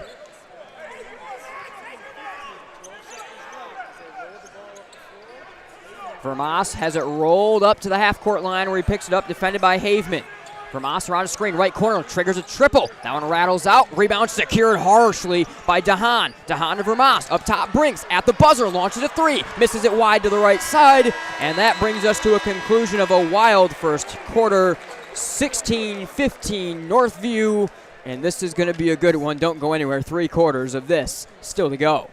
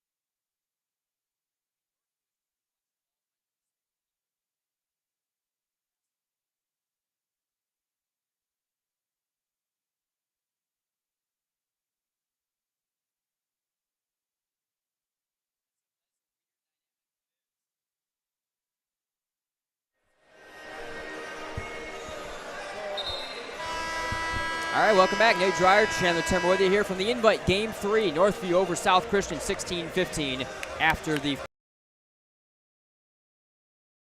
Sailor Basketball on Michigan Sports Radio is presented by Sturt Cleaning Center. Sailors get the ball to start the second frame of play, moving right to left across the radio dial in the traveling or alternate gray uniforms, numbers in blue. The road Reds for Northview, numbers and trimming in white. Jake Vermas the basketball, and we're underway with the second quarter. Vermas around a couple defenders, double team, hard 2-hand pass, top of the key to Weiss. He'll swing it left corner, Carson Viss, triple try, rattles out Cam Ryans, a high reaching rebound, the freshman will run with it. Ryans, stutter step, drives, took the contact, spinning at the block, up top Haveman, swings it to EJ right wing. He'll direct the traffic standing here with a 5-out offense going. Haveman directs some traffic of his own, left corner for Swartz, fakes the 3 on an up fake, spins back out with it. 14 on the shot clock. Right corner, Cam Ryan, stutter step, angles in, lost the handle, regathers, defended by Dahan, right wing for EJ. 6 on the shot clock. Ryans crosses one more time, works baseline, pull-up shot from 18, good! What a shot by E.J. Ryans with a shot clock expiring over top of the defender, buries it from 15, 18-15 Wildcats.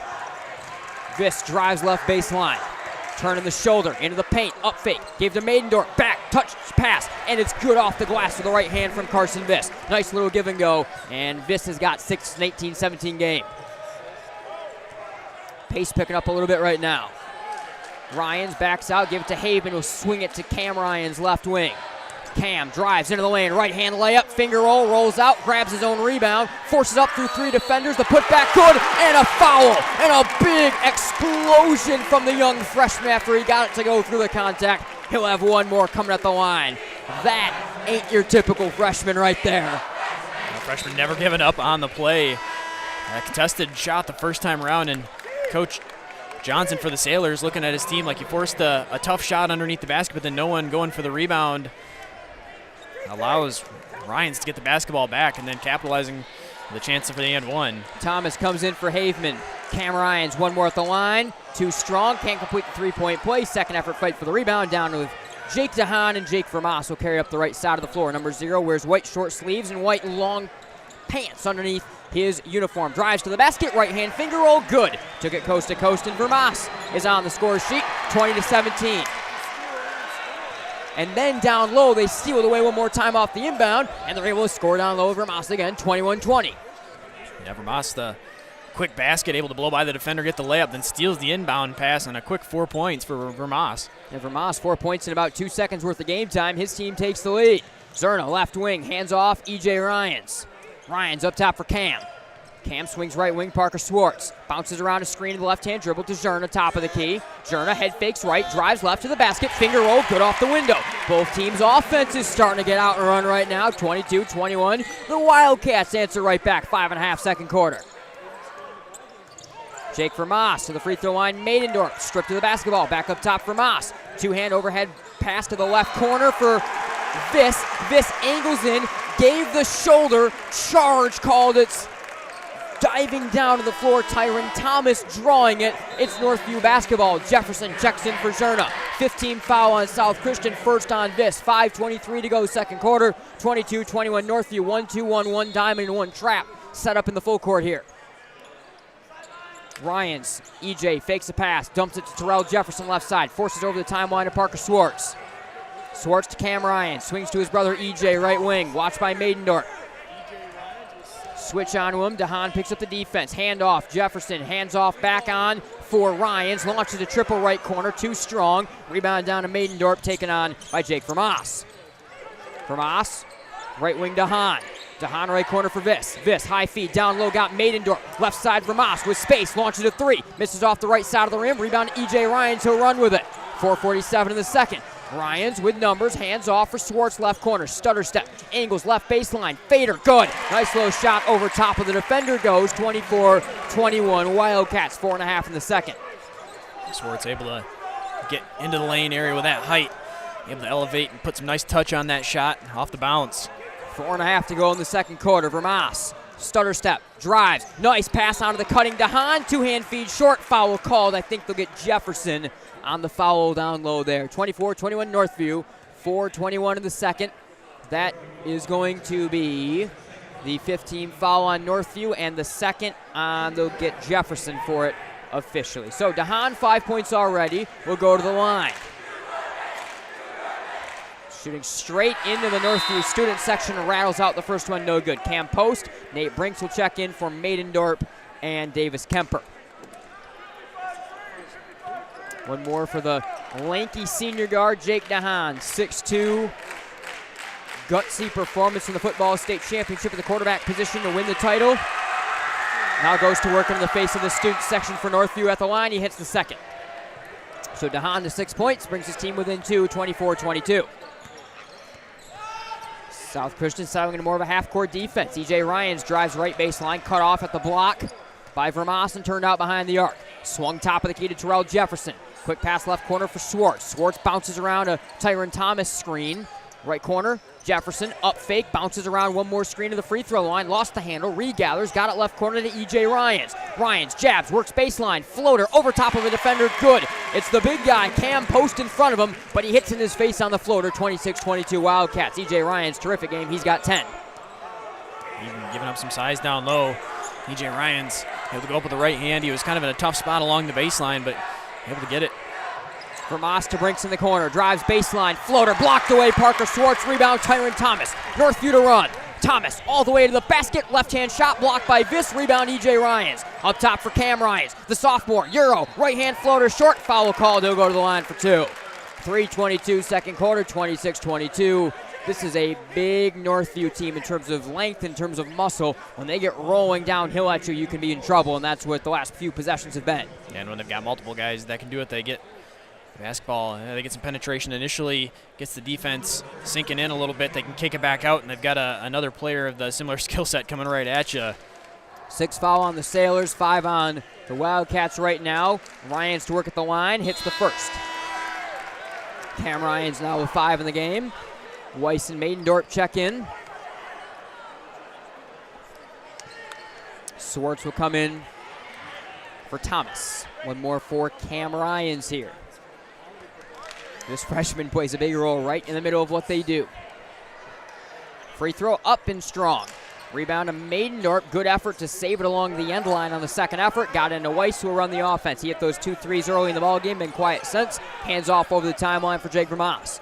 Vermas picks up the dribble. Top of the key on to Maidendorp. Maidendorp turning on the pivot foot. Swings it right wing for Dahan. Dahan backs. Gave his shoulder. Right block. Up fake. Lost the handle. Got it back. Nearly a travel. Able to secure the basketball. Left corner. Vermas triple try. Pure down the hatch. Jake Vermas now with 7, and South Christian within 2, 27-25. Left corner, Brady Swartz tries a 3, misses everything strong. Rebound straight down to Vermas, who'll run the offense. Vermas defended by Jefferson, angles into the lane. Pass to the right wing here for Carson Viss. Viss, fake handoff to Maidendorp, keeps the possession, swings into the lane, right hand shot, good. Cam Ryans was trying to draw the offensive foul. It was not called, and with that, blowing into the lane, Carson Viss ties the game at 27. Yeah, earlier in the game, Viss got called for a charge on a play like that where he's spinning and attacking the basket. That time, no foul called, even though Ryans hit the floor. Viss now with 8. Jefferson up top, Parker Swartz swings to his brother Brady, left corner. Brady to Parker, left block, defended by Maidendorp. He'll force it out behind the arc and swing it top of the key. Cam, then E.J. Ryans right wing. E.J. up top for Parker. Parker swings left wing, Jefferson. Behind the leg, or between the legs dribble, defended by Maidendorp. Attacks, left hand layup, strong foul called. Terrell Jefferson. It's going to be an offensive foul. Jake Dahan going to the floor, draws the contact, and he'll go back the other way. 16 foul on the Wildcats. That's 3 now on Terrell Jefferson, who's going to have to take a seat. Zerna comes back in. Dahan, great recognition, seeing Jefferson drive with the basketball, come over to help underneath the basket and get there in time. Vermas will work with it slowly. Right side of the floor, Vermas picks up the dribble in a double team, lobs one up here to the leaping Weiss, who is run into in midair by Swartz. Foul is called. 1:44 second quarter, 27-27. That's Parker Swartz, by the way, on that call. 17 foul on the Wildcats. First on him, 1-1 coming up for Weiss at the line. Weiss, number 23 in gray, 6'2" junior forward. Will go to work, hit a couple triples early in the ball game, looking to get back on the scoreboard right here in a 27-27 game and give his team the lead. Right hand free throw up and strong. We remain tied. Second effort rebound. Cam Ryans pushes it over the timeline to Brady Swartz. Swartz all the way to the basket, took the contact, floater good. Vermas was trying to draw another offensive foul, didn't get the call, allowing a lot of contact, and quickly back the other way. Here it comes off that basket. To the hoop, right hand layup from Viss will not go. Fight for the rebound, foul on Carson Viss. And that's the team's 7th. It'll be a 1-1 coming up here for Jacob Zerna. Viss caught the ball in the corner, tried left hand along the baseline. Saw Cam Ryans there trying to draw the charge as well, so stopped short, tried to hit the floater. Didn't get it, chased down his own rebound. Maybe out of frustration a little bit, reaching in a little more than he had to and getting the foul. Now going to go all the way down to the other end of the court with the Wildcats in the bonus. Both teams in the bonus for the final 81 seconds of the half.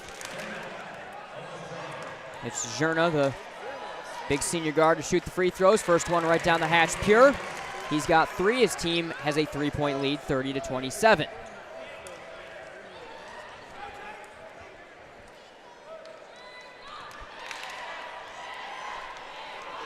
One more for Zerna. Free throw up, free throw pure. Hit them both. 31-27 Northview. Here's Jake Vermas continuing a fun one right here inside the final 1:20 of the second quarter. He'll call out the play. Motioning with the left hand to the right hand dribble. Crosses into the right wing. Cam Ryans picks him up defensively. Vermas fakes. Dumps one down low. Maidendorf paddles it nicely. Right corner to Brinks. Up fake. Right side. Deep three. Vermas rattles out. And the rebound down to Zerna. Final minute. First half. 31-27 Northview. EJ Ryans around the screen. Top of the key. EJ will back it out. Gain steam. Drive on Maidendorf. Hook shot. Good. Scooped it on in. Nice shot, Ryans. He's got 12. It's a 33-27 game. DeHaan back the other way. Spin move in the lane. Right hand shot. Blocked. Swartz foul called.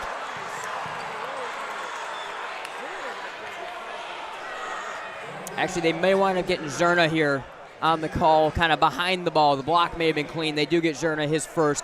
Team's 8th. It's 2 at the line for Jake DeHaan. Yeah, a couple Wildcats in the area.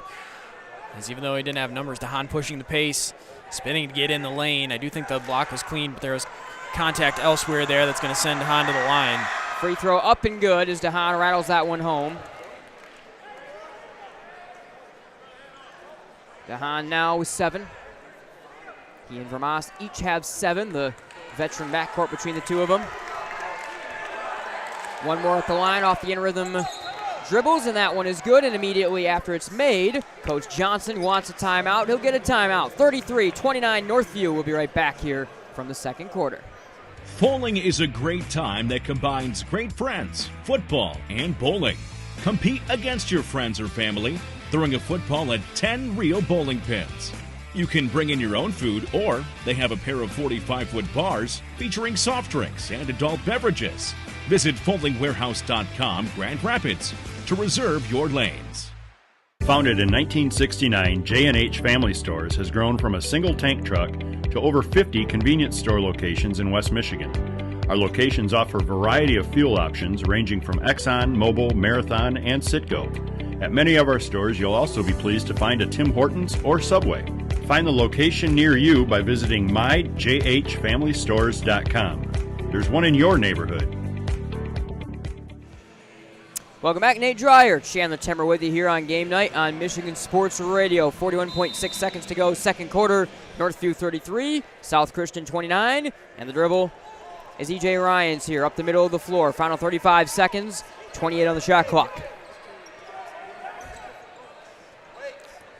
Ryans, for the first time today, facing a 2-3 zone defense, and he's a little bit confused by it. He's going to stand and let things dribble on out right here. Under 15 seconds to go. Pressure starting to come in here from Vermas. Under 19 seconds. 11 on the shot clock. Throws it left corner. Swartz up fake. Cam Ryans now left block. Back onto Swartz. Left wing. Catch and shoot three with space. No good. Maidendorf skies for the rebound. Hit midair. Knocked out of bounds. Last touch by the Wildcats. 6.9 second quarter. 33-29. Carson Viss will check in here along with Matt Haveman for the final just under 7 seconds of the second quarter. Nice adjustment from Coach Johnson there to go to the 2-3, knowing he's got the shot clock. The game clock has more time for him. Vermas up the right side of the floor. Angles down the baseline. Jump pass. Left side Weiss. Catch and shoot. 3 at the buzzer. Off the connector. No good. And it's halftime. 33-29.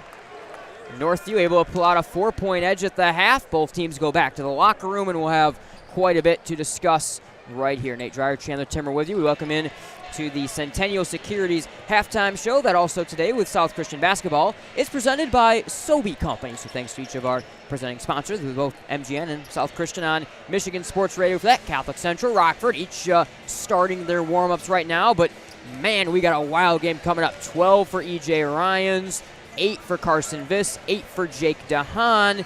I guess, CT, take me through a little bit of first half of play. Yeah, both teams have looked, they've changed speeds. Both teams look comfortable really kind of doing either. True. I think early on you saw South Christian speed things up and kind of grab some momentum early on, but as Northview settled things down, I think now you've seen both teams have some success pushing the pace. They've got some ball handlers that can succeed there.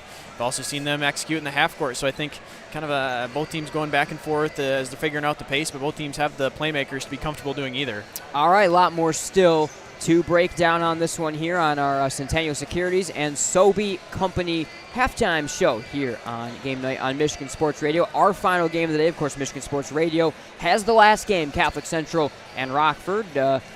Eric and Joe are getting set up and ready to bring you coverage of that one whenever it may begin. I know we're already probably close to the time that game was originally supposed to start right now, a little behind schedule today, but it's certainly going to be a fun one. A lot still to talk about right here. We're going to quick step aside. When we come back, we'll start getting some of the adjustments we may expect to see in this second half play. Don't go anywhere. We'll be right back. Jerry opened the letter. An eviction notice? He and his family couldn't bear to move again. It was warm and they had plenty of space for their acorns. Anxiety took a hold of him. Then suddenly, You've got squirrels in your engine and they chew through the wiring. and it was covered thanks to a farmer's agent. Engine Bay Squatters, May 23rd, 2015. Talk to farmers. We know a thing or two because we've seen a thing or two. We are farmers. Bum, bum, bum, bum, bum, bum. Contact the Scott Bates Agency today at 616-531-3441. Your local farmer's agent who helps you plan for the unexpected. I'm Randy Hansen, president of Centennial Securities. I've heard it said that professional coaches measure success in rings, college coaches measure success in championships, and high school coaches measure it in titles. But youth coaches measure success in smiles. At Centennial Securities, we're like the youth coach. Our success is measured by the smiles on the faces of our satisfied clients. If you're a Centennial Securities customer, you know what I mean. If you're not, isn't it about time? Member SIPC and FINRA. Michigan Sports Academies offers quality youth sports in Grand Rapids, Holland, and Muskegon. With a wide variety of programming, MSA has something for new athletes who are just starting out to experienced athletes looking to take their game to the next level. Year-round programming is offered in basketball, lacrosse, soccer, and volleyball. Your athlete will love the quality of instruction from experienced coaches and state-of-the-art facilities conveniently located in Grand Rapids and along the lakeshore. Check us out at MichiganSportsAcademies.com. Don't just find yourself, make yourself. Start businesses, build bridges, save lives, raise a whole city. This is your future, so take it and move all of us forward. Welcome back, Van Noord Arena. Nate Dreyer, Chandler Timmer with you. This is our Centennial Securities and Sobey Company halftime show, CT. And a lot of storylines, of course, from this one. 33-29 at the half. Northview over South Christian leading scores. E.J. Ryans leads all scores with 12 points right now. Carson Viss leads his team, South Christian, with 8, along with Jake DeHaan also has 8. Vermas has 7. Weiss has 6. You look up and down for Northview as well. 5 for Brady Swartz, 5 for Cam Ryans, and then a lot of balanced scoring. 4 for Zerna, 2 for Parker Swartz, 2 for Tyron Thomas, 3 for Terrell Jefferson. So both teams have been spreading the ball around quite a bit. For the scoring, E.J. Ryan's done the most work, but we've seen these teams really showing off their depth of skill that they bring to the table. Yeah, maybe to be expected a little bit. I mean, you know who the leading scorers are for each of these two teams, but we talked about in the pregame so much depth. That's what makes both of these teams really special. Why they're some of the best teams in the area is they've got multiple guys that can score efficiently. Yeah, a lot of things to talk about in terms of what this second half is going to look like and adjustments we can expect to see. Because it's interesting because both coaches, I think, can have some takeaways saying when the game was played one way, we were okay with it. When it was played the other way, it wasn't that bad either. So it's going to be kind of interesting as both coaches just kind of continue to probe each other and kind of be willing to just play however the other's been playing as the game has kind of flowed. We've seen them go fast. We've seen things slow down, and both teams have been pretty effective during it. Northview had probably the best run during some speed, but for the most part, it's kind of been up the middle for both. Yeah, it has. I mean, I don't know if either team sees a distinct advantage going one way or the other, so both teams comfortable kind of adapting, of course, pushing the pace when they can, and they feel comfortable doing so, but also not having to go crazy. We saw a little bit of pressure early on from South Christian, but really nothing overwhelming there either, so I think both teams kind of just comfortable going with the flow for right now and seeing what the other team throws at them. Yeah, 33-29 at the half, Northview leading over South Christian. Don't go anywhere. We'll be right back here from Van Noord Arena and our Sobey Company and Centennial Securities halftime show. Can you name the 10 winners of the Nobel Peace Prize or the last 5 Miss Americas? The point is the applause dies and the achievements are forgotten. But can you name 3 friends who helped you through tough times or teachers who encouraged you in school? We remember those who make a difference in our lives. I'm Randy Hansen, president of Centennial Securities. What matters to us are the personal relationships we have with our clients, helping them build a secure financial future. As a Centennial Securities customer, you know what I mean. If you're not, isn't it about time? Member SIPC and FINRA. Daniel the deer danced everywhere. He pranced through fields and jigged through rivers. Then he saw it. What a stage! A place no deer had dared dance before. The hood of a brand new car. And the car was covered, thanks to Farmers Insurance. Deer Dance Floor, December 1st, 2014. Talk to a farmer's agent. We know a thing or two because we've seen a thing or two. We are farmers. Bum, bum, bum, bum, bum, bum. Contact the Scott Bates Agency today, 616-531-3441. A proud supporter of MichiganGameNight.com.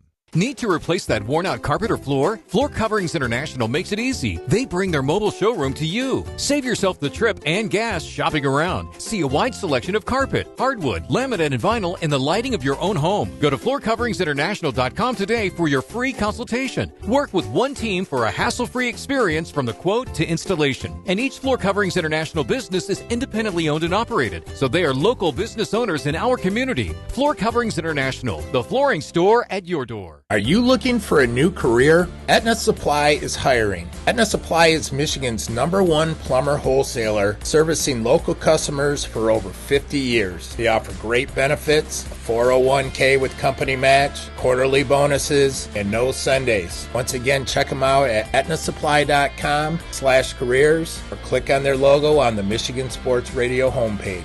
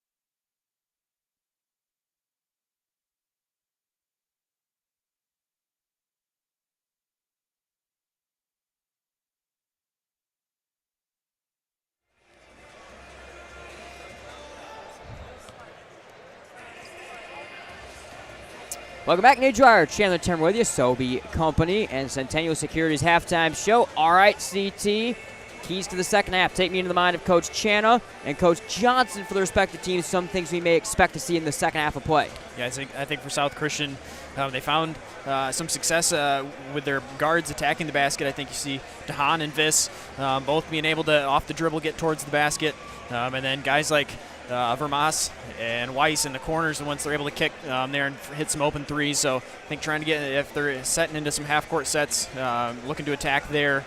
Defensively, they've taken Northview down to the shot clock a couple times where it's been almost expiring. The problem is Northview, so many playmakers, very comfortable in the one-on-ones as we talked about, that even late in the shot clock, they still are comfortable to make the shots, and they've capitalized and still been able to make some buckets.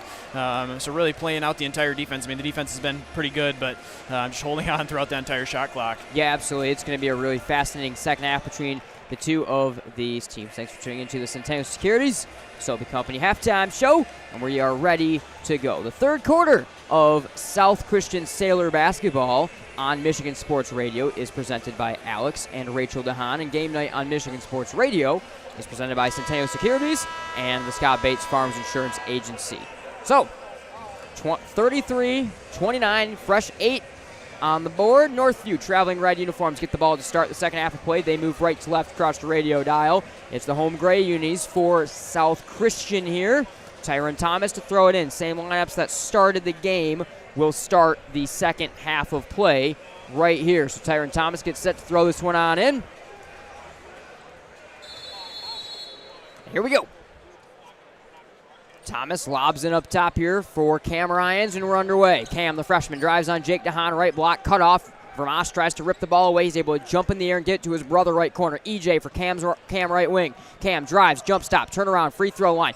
Underneath the defender, right-hand shot, strong, whipping rebound down by Tyron Thomas. Floats up a wild right-hand hook shot, blocked, but a foul called. And that will send Tyron Thomas to the line. Foul is on Carson Viss. First of the half on the Sailors, and the third on Viss. And right away, Viss has to check out, and Brinks comes in. Big loss right there for Coach Johnson and company. Yeah, Viss tied up with Thompson underneath the basket. Thomas had his one arm wrapped up, still able to corral it with one hand. Down low, feed to Tyron Thomas. Left-hand hook shot, no good. Rebound, Cam Ryans. Fader, 2 hands off the front rim. No. Rebound down to Jake DeHaan. He'll run with it, to Jake Vermas. Vermas can run with it, tries to throw left corner to Jake DeHaan. Knocked back into his face, stolen away by Northview. E.J. Ryans, jabs, jump stop. Fires right corner, a pass for Swartz. Up top for Cam. Looks at the basket, drives inside, runner, fading with the right hand, strong off the back iron. Rebound down to Jefferson. Northview keeps the possession, 7:16 third quarter. E.J. Ryans drives, lost the handle, stolen by Vermas. Vermas behind the back feed, came on to DeHaan. Left corner, catch and shoot 3 on the way for Brink. Short rebound, Maidendorp. Maidendorp leaping pass up to the top of the key to Jake Vermas, who will settle things down. 33-29 Wildcats, no scoring yet in the third quarter. 6:55 and less in the third. Right corner for Brinks. Brinks fakes left, drives right along the baseline, whips a pass for Vermas, left corner, kicked around left wing for Jake DeHaan. DeHaan, high pass, tipped into the bench by Terrell Jefferson. It will stay with South Christian. 33-29, Northview the lead over the Sailors, 6:40 to go in the third. It'll be DeHaan to throw in from the right side in front of the bench. DeHaan kicks up top for Jake Vermas. Vermas bounces around his screen, lobs one down low, 4 seconds on the shot clock, got DeHaan, fader in the lane, off the front rim, no good. Rebound down to E.J. Ryans, thrown over the timeline to Terrell Jefferson, back on to Ryans. E.J. to Cam. Cam, free throw line, drives, reverse shot, short, foul called, and Cam Ryans will go to the line and shoot a couple. They will get Maidendorp on the foul, second foul of the half for South Christian, first on Maidendorp. 6:20 to go, third quarter, 33-29 Northview.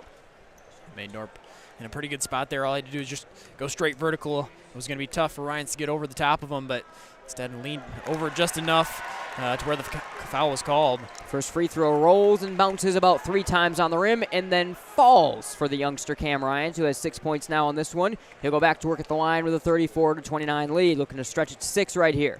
Bends the knees, flicks it towards the basket, short off the front rim. Rebound to a leaping Tyron Thomas, the Frostburg State commit. Drives right baseline, and a defensive blocking foul is called as he got tied up, and as DeHaan tried to go down to the floor to draw the charge, did not get that call.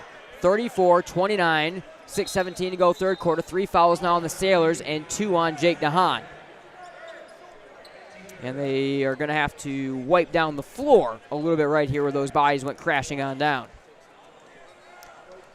So 5-point lead for the Wildcats, but they've got the ball here offensively coming on up. A couple quick fouls against the Sailors as well. Going to turn down their aggressiveness they can play with CT. Yeah, when you get some of your leading scores like that, get a couple quick fouls here in a short amount of time is going to limit their aggressiveness that they've been able to play with. A defense that has allowed them to force turnovers. Right side of the lane, E.J. Ryans to throw it in.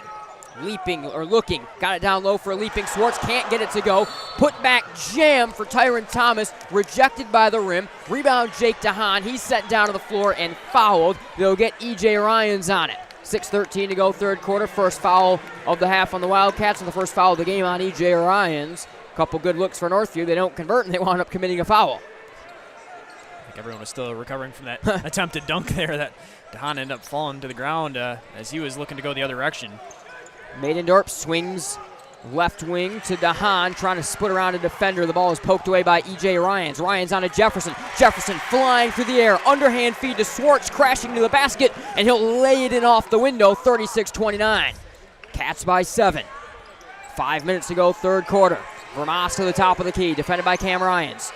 Right corner, DeHaan, down low, Maidendorp, let the defense slide by and easily scores off the window for his first points of the game, 36-31. Sailors back within 5 with 5.5 in the third. Yeah, there's a post touch that they've been looking to get for most of the game. Maidendorp with some of that size down low. Jefferson in the corner, looking around a defender for the passing lane instead, gives it up top to Cam Ryans, angles into the lane, jump stop right block, up top, Terrell Jefferson with space, launches the college triple, rattles out, rebound poked out of bounds, last touch by Northview, South Christian basketball. Carson Viss and his 3 fouls will check in here for Jake DeHaan, beg your pardon, and also Brady Swartz will now come in on the other side for Terrell Jefferson. 36-31 Wildcats over the Sailors. Assistant coach Jeff Anima barking out calls. Longtime East Kentwood head man also helps run the bench along with Coach Channa. DeHaan lobs one right wing for Weiss. Weiss fakes right, drives left, gives out top of the key for a driving Vermas. Vermas to the basket, floater in the lane, rattles home good. 36-33, 4:50 in the third. Nice move with the basketball by Vermas, able to split the defenders, go through the middle of the lane, get the basketball, corral it with one hand, and then go up with the floater. Parker Swartz, left wing against a pair of defenders. Gave it to the corner for Cam Ryans, who whips it up top for his brother EJ.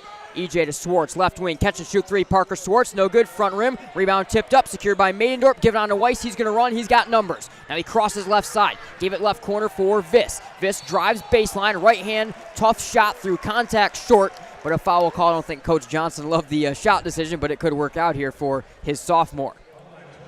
This has been aggressive off the bounce a couple times.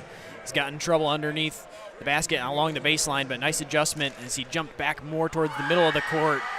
And the defense going against the grain there.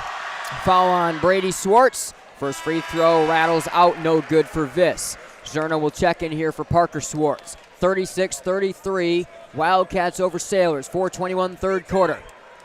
One more here for Viss. Viss in rhythm dribbles, bends the knees, flicks it towards the basket with the left and scores it. Viss able to knock down one of two at the line. He's got 9 now. His team's back within 2 as South Christians have been slowly closing in. They'll go back to the 2-3 zone right here. 4:14 to go third quarter.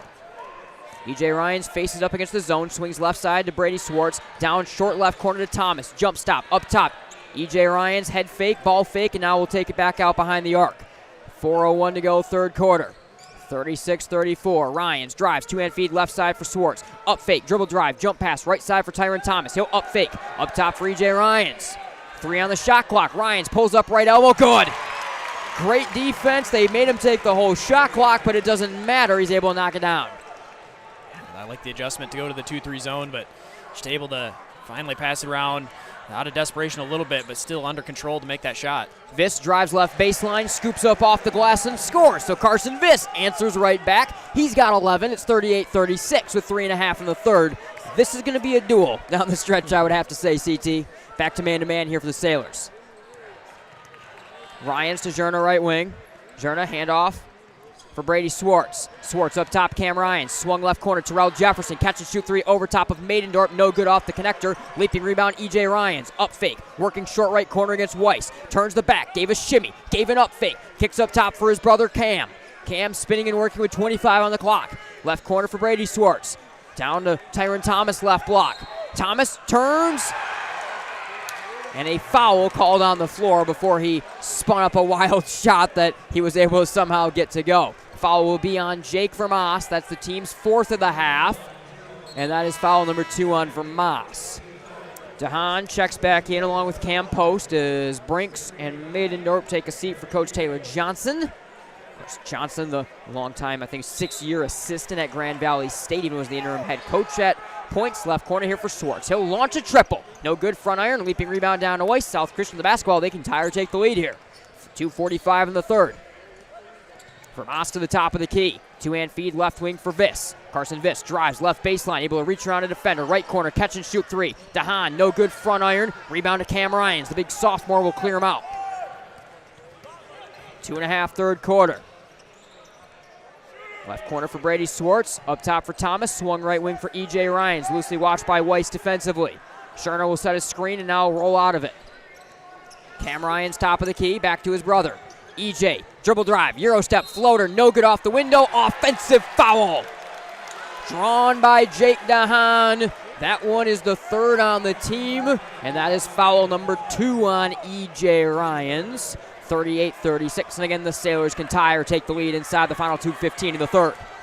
That's a couple times now, DeHaan in the right place defensively. Great awareness on the weak side to come over, get in the right spot to draw another charge. Viss gave a shoulder, gave it down low to the big guy, Cam Post, who kicks it out right corner. Catch and shoot 3. Viss for the lead, Vermas for the lead, no good. And now the rebound on to Thomas. He'll run the length of the floor, whips the hands free, reverse layup, no good. Second effort fight for the rebound, ripped out of there by Vermas. He'll run with it. Vermas up the middle of the floor, kicks left corner. This time for the lead. Too strong off the back iron, rebounded to Hahn. Turn the shoulder, jump stop, fader. No good front iron, rebound knocked along the end line and saved by Viss. Up top for Vermas, whole bunch of space, launches a three. No good front iron, rebound off the face of Brady Swartz. He'll then regather it, give it on to Cam Ryan's minute and a half, third quarter, 38-36. A couple really good chances for the Sailors there, chasing down some offensive boards and some loose balls, giving themselves a couple of shots, but unable to tie or take the lead. Zerna left wing inside the final 1:15 of the third. 2-point lead for the Wildcats. Up top for Tyron Thomas. Lobs one down low, looking for Cam Ryan's able to settle it down, bump some bodies. Right-hand hook shot, no good. Ball hangs above the rim. Tyron Thomas skies and tomahawks home the rebound. 40-36 Northview. The play of the day from Tyron Thomas. Incredible one-hand putback dunk there. He tried for it earlier in the game, came up short. That time completely got it. Vermas drives baseline, and he's fouled hard into the student section and into the rack. Tyron Thomas talking to the official. I mean, he got that technical earlier already. He's got to be really careful, and he's going to go back to the bench right here off his third foul right there. Zerna also goes to the bench as Jefferson and Haveman comes in, and Coach Channa gives him a little bit of a talk right there because he got to be careful if he's going to try to do that again. Left side baseline, Jake Vermas to throw it in. Vermas left wing to Hahn. Ball fake, down low for the big guy, Cam Post. Right wing, Weiss, catch and shoot three. No good, front iron, rebound to Terrell Jefferson. 40-36 inside the final 40 seconds of the third. Northview the lead in the basketball. Jim still buzzing a little bit from Tyron Thomas a moment ago. E.J. Ryans calling for a clear out. 4-second difference between shot clock and game clock. One-on-one matchup is going to be Jake DeHaan and him up top. 18 seconds and less, 13 on the clock. 9 seconds and less, keeping the ISO going. Calls out a new play. Gets a screen set from his brother. E.J. Ryans fakes, pulls up a long three right wing. No good. Fight for the rebound. Spiked out of bounds, or nearly spiked out of bounds. Ryan's able to save the ball. Just heave one from the left side that misses everything strong. And we've reached the end of the third. 40-36, Northview over South Christian. Do not go anywhere. We'll be right back.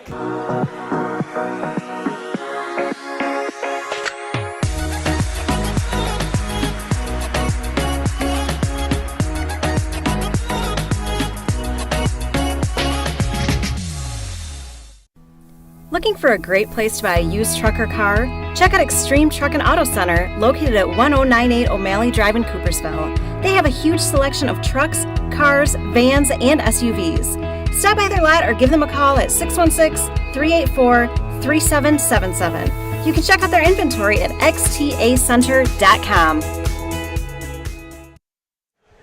Welcome back, Nate Dreyer, Chandler Timmer with you here from Calvin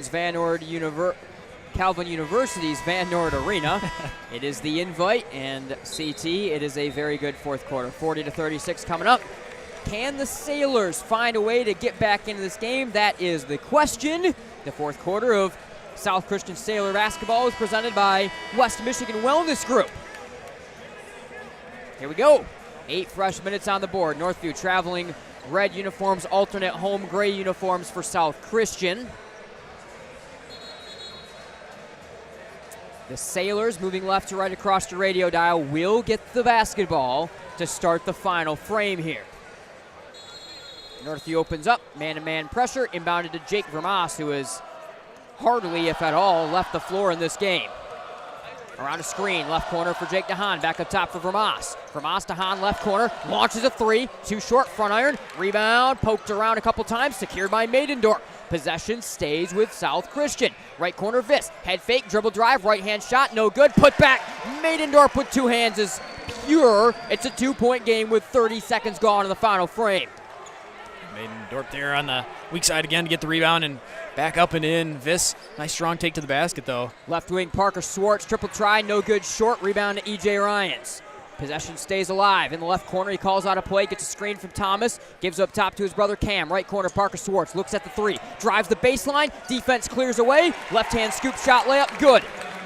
Maidendorf kind of cleared out right there, and it gave Swartz a wide open run for his 5th and 6 points of the game. 42-38, Wildcats, 7 minutes to go, final frame. Viss in the wing. Up top for Vermas. Vermas left wing for DeHaan. DeHaan working with Maidendorp, kicks instead left corner to Vermas. Vermas, dribble drive into the lane, tough pull-up shot over top of Jefferson Strong, rebound on to Swartz. Coach Johnson doesn't love the shot right there with 6:40 in the fourth, 42-38. Chance to go up 6 or 7 right here as Coach Channa barks out calls to his freshman Cam Ryan. He'll swing it left wing for Swartz. Up top for Thomas. Thomas, right wing Jefferson. Jefferson, Aquinas commit, swings it around, left corner here for E.J. Ryans, up fake, up top Tyron Thomas, lobs one down low for Cam, evades his grasp, he steps out of bounds trying to save the basketball, and the Sailors take back over. Nate Brinks will check in for the Sailors, and Jake Vermas will get a very well-deserved rest. That'll be his final chance to take a breather in this one. 4 fouls on either team, 6:20 to go in the fourth quarter, 42-38 Northview. I'll see Viss now handling the ball and running the offense here, at least to start. Brinks in the right wing with it. Hands over left side for Jake DeHaan. DeHaan defended by Thomas. Will back it out and start the crossover dribbles. Throws up top in front of the timeline to Viss. Left corner to Weiss. And we have an offensive 3 seconds in the key called, and it'll go back the other way. Maidendorp trying to set up shop.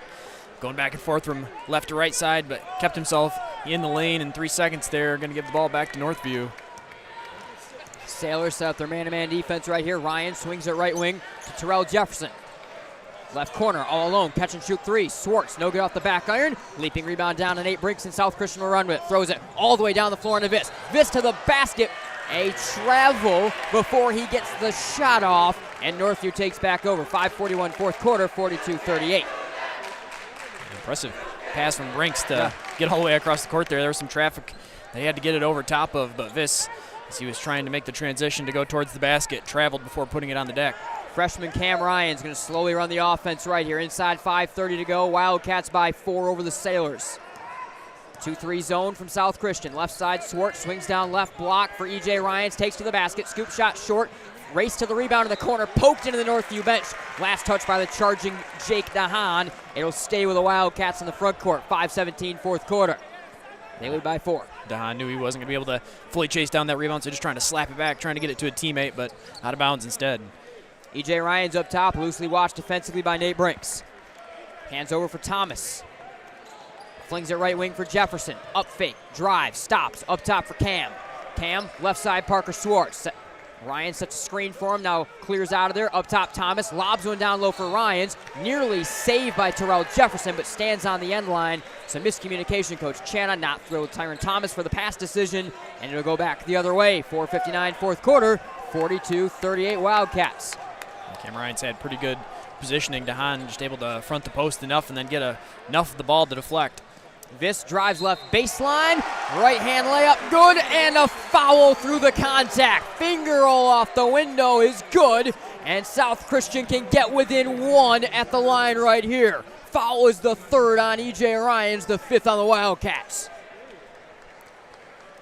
Viss continues to be dangerous. Attacking the basket, right and left side, doesn't really matter. You can see why he was the leading scorer against Han Christian a couple nights ago. 42-40, Northview. Viss, the sophomore lefty, will go to work at the line right here, trying to bring his team within 1. Left-hand shot, too strong. Remains a 2-point game, rebound down to Jefferson. 4:47 fourth quarter. Cam Ryans to run the offense, swings left side to E.J. He'll call out a play, holding the ball in his left hand, now starts to dribble. 2-hand feed right wing for Jefferson. Jefferson holds, right corner Cam Ryans, dump pass down low, Thomas, one dribble, skies, jams it with the right again. 44-40, Tyron Thomas. Nice feed, cutting to the basket, DeHaan, finger roll good. What a nice pass, what a nice finish, and we're all back to down 2 and even here for the Sailors. A couple fantastic cuts to the basket, one and a dunk, one a layup, both 2 points, and both teams back and matching each other with a couple buckets. Right wing Jefferson, up top Cam Ryans, swung into the corner for E.J. Ryans. EJ drives, free throw line, kicks up top for Jefferson. Jefferson drives, reverse layup, no good, high off the glass, rebound Maidendorp, on to Viss to run. He can tie here, on to Jake DeHaan. DeHaan toes the line, launches a three, too short, front iron, grabs his own rebound, takes it inside, up fake, up top, all alone, another up fake for Brinks, walking inside, gave it to the paint to Maidendorp, right wing, DeHaan, up fake, defender goes by, launches a three, short off the front rim, rebound Cam Ryans, ball on the floor, EJ Ryans tripped up, foul called on the Sailors. 44-42, 3:30 to go, fourth quarter. That foul is going to be on DeHaan. That's the team's fifth, and that is foul 3 on DeHaan as well. Vermaas comes in for Weiss. Sorry, CT. Yeah, the Sailors flying all over the place. Didn't result in any points, but they were running all over the place, getting a couple offensive rebounds, putting up some shots, shot fakes, passing it out each. Multiple players passing up on some shots to try and get a better one. They get a pretty clean look, but no points come from it. Sailors working a little bit of that 2-3 zone right now. Thomas up top, swings right wing to Jefferson, and now on to Haveman. Haveman, one dribble, hands off left side EJ Ryan. 17 on the shot clock to Swartz, back up top to EJ. Zone crashes in on him, top of the key. Swartz in the wing, into the paint for Jefferson. Touch pass, Haveman cutting to the basket. Two-hand shot blocked, foul called. They're going to get Maidendorp with, I believe that's his second and the team's sixth foul. Yes, it is. 44-42, and 2 at the line right here from Matt Haveman.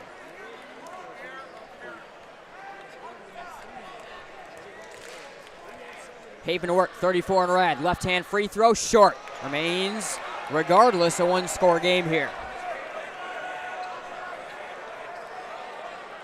Jim feeling up and ready to explode right now. Haveman bends the knees, left-hand free throw, strong. He missed them both. Fight for the rebound, kicked out, came back to Haveman. Hands off for Swartz. Northview resets the possession. Up top for EJ Ryans, who came streaking in from the backcourt after he got back on defense. Hands off left side, Tyron Thomas. Into the left corner, Jefferson. Back Thomas left wing. He'll start a right-hand dribble. 2:52 in last fourth quarter, 44-42 Wildcats. Up top for Haveman. Haveman, left side, Ryans. Ryans launches a three. No good, back iron. He'll race to his own rebound. EJ Ryans into the lane, poked away and stolen away by Brinks. Give it on to Viss, behind the defense to the basket. Jefferson closes in on him late. Right-hand scoop shot strong. A foul is called, and the Sailors will go to the line to try to knot the game up with Carson Viss. 44-42, 2.5 in the fourth. Viss making up his mind to go one-on-one in transition. Knew it was going to be contested. Strong off the rim, but the contact there, the reason for that. 16 foul and the fourth on Terrell Jefferson. Viss at the line. Left-hand free throw. Rattles out. Both teams kind of struggling at the line right here. They will not tie it.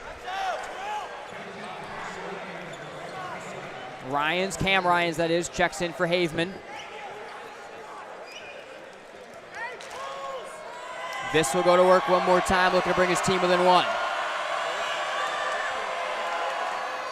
Free throw strong, missed them both. Rebound Maidendorp, ran to it. Vermaas, deep left wing, will get the basketball. 2.5 to go, fourth quarter, 44-42 Northview.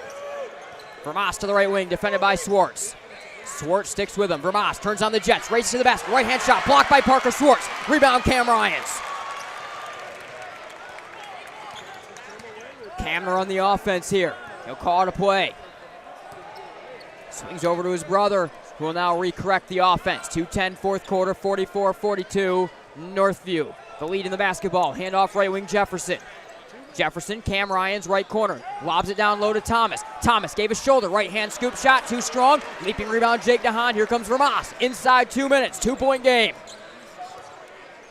Coach Johnson talking to Vermaas up the floor. Fakes right, drives left, now drives back right side. Vermaas to the basket, two-hand feed. Short off the front rim, race to the rebound, on to Northview. EJ Ryans to run, with numbers to the basket. Scoop shot, short, foul called. He'll go to the line for 2. Foul will be on Nate Brinks, the junior guard.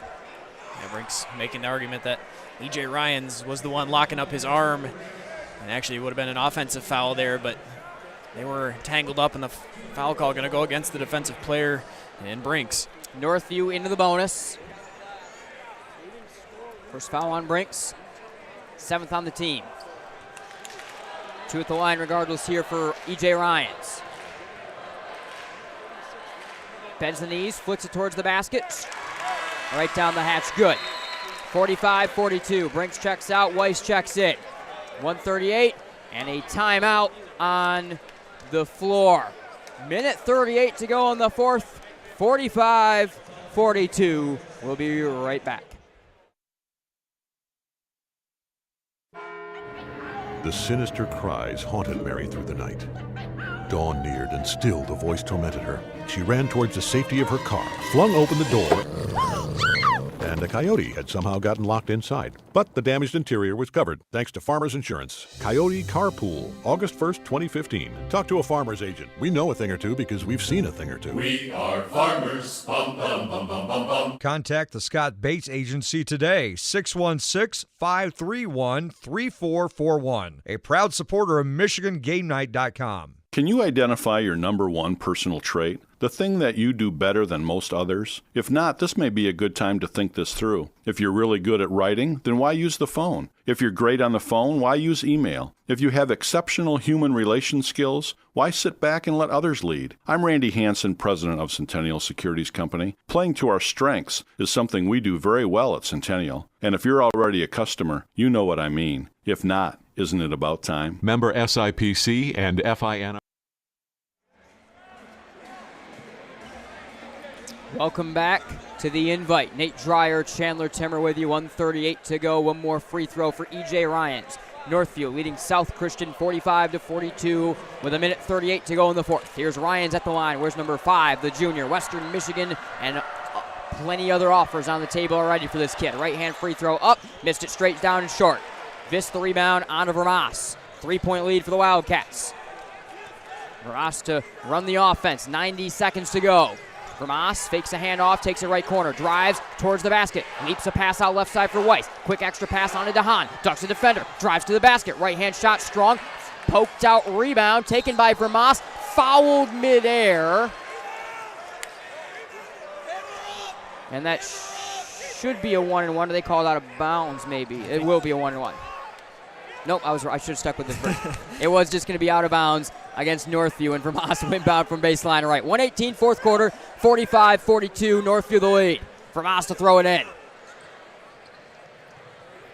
Vermas triggers it right corner for DeHaan, out of his reach, into the bell. Whoa, whoa, whoa. Now they're both talking back and forth. It is going to stay with South Christian, tipped out by the Wildcats. Yeah, Tyron Thomas able to get a hand in there and deflect it. Looks like a timeout coming now for South Christian. A timeout. Quick 30-second timeout. 1:18 to go, fourth quarter. Let's quick whip things around. We'll welcome you in. All right, CT, take me through these final minutes. What can we expect right here? What are these teams trying to draw up? South Christian still needs 3, but you aren't hunting 3, especially with the shot clock right now. Yeah, I think still plenty of time for South Christian. They've been in this position most of the second half and the first half really too. They've been right there within 1 to 2 possessions, just can't seem to get that big shot to get this back to a tie game or try to take a lead. So definitely they've been trying to shoot the 3 ball and trying to gain some momentum. Really haven't been able to hit near as many in the second half here. It's been a lot colder from beyond the perimeter, so I think they're still looking to maybe attack with guys like DeHaan and Vis. They've had some success getting to the basket. You have a chance for an and one play, and even if you don't, you still got enough time to get the basketball back here and try to force Northview to shoot some free throws. All right, 1:18 to go, fourth quarter. Vis to throw it in from in front of his own bench. Got it in top of the key to Jake DeHaan. DeHaan defended by Thomas, lobs it from Vermas left wing. 45-42, swings right wing for Vis. Ball fake, spins, right elbow, enters the lane. Nice skip pass onto DeHaan. Let the defender slide by. Two-hand feed off the glass. Good. 45-44, final minute. What a move by DeHaan right there, though, to let the defense slide by and score. E.J. Ryans hands off for Jefferson right wing. Inside 55 seconds. 1-point lead for Northview. This game has delivered on every promise we could have imagined. Ryans, right corner for Swartz. Swartz up fake, left-hand feed, top of the key. Thomas swings with 2 hands to Jefferson, nearly stolen away by Vis. Jefferson's got it and kicks around. Right wing E.J. Ryans. Ryans, dribble drive, 3 seconds on the shot clock. Swartz forced to jack a 3 off the back rim, no good. Race to the rebound, and it's on to Terrell Jefferson, and a foul called with 25 on the clock. Shot clock turned off. Jefferson to the line to shoot a 1-and-1 in a 1-point game. Sailors defense coming up big again, holding the Wildcats all the way down to near the end of the shot clock. They force a miss. She can't chase down the rebound, and it wasn't an intentional foul there to try to send the Wildcats to the line, but it works out. I think that is eventually what they were going to have to do anyway. First free throw good for Jefferson. He'll get one more. 46-44. Coach Johnson barking out the offensive signals coming up to his team and his point guard, Jake Vermas. Coach Channa doing the same for his defense. Second free throw, Jefferson, good, hit them both. Couple big free throws there for Terrell. He's got 5.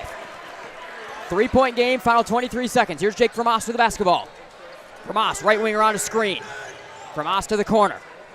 Vermas, lower the shoulder to the basket, right hand layup, good. Nice move, walking the tightrope along the baseline. Immediately, Coach Johnson calls his second to last timeout with 12.5 and a 1-point game, 47-46. So, of course, CT right here, you're trying to steal the inbound, but then you're going to need to foul quickly if you do not. Yeah, nice possession from Vermas.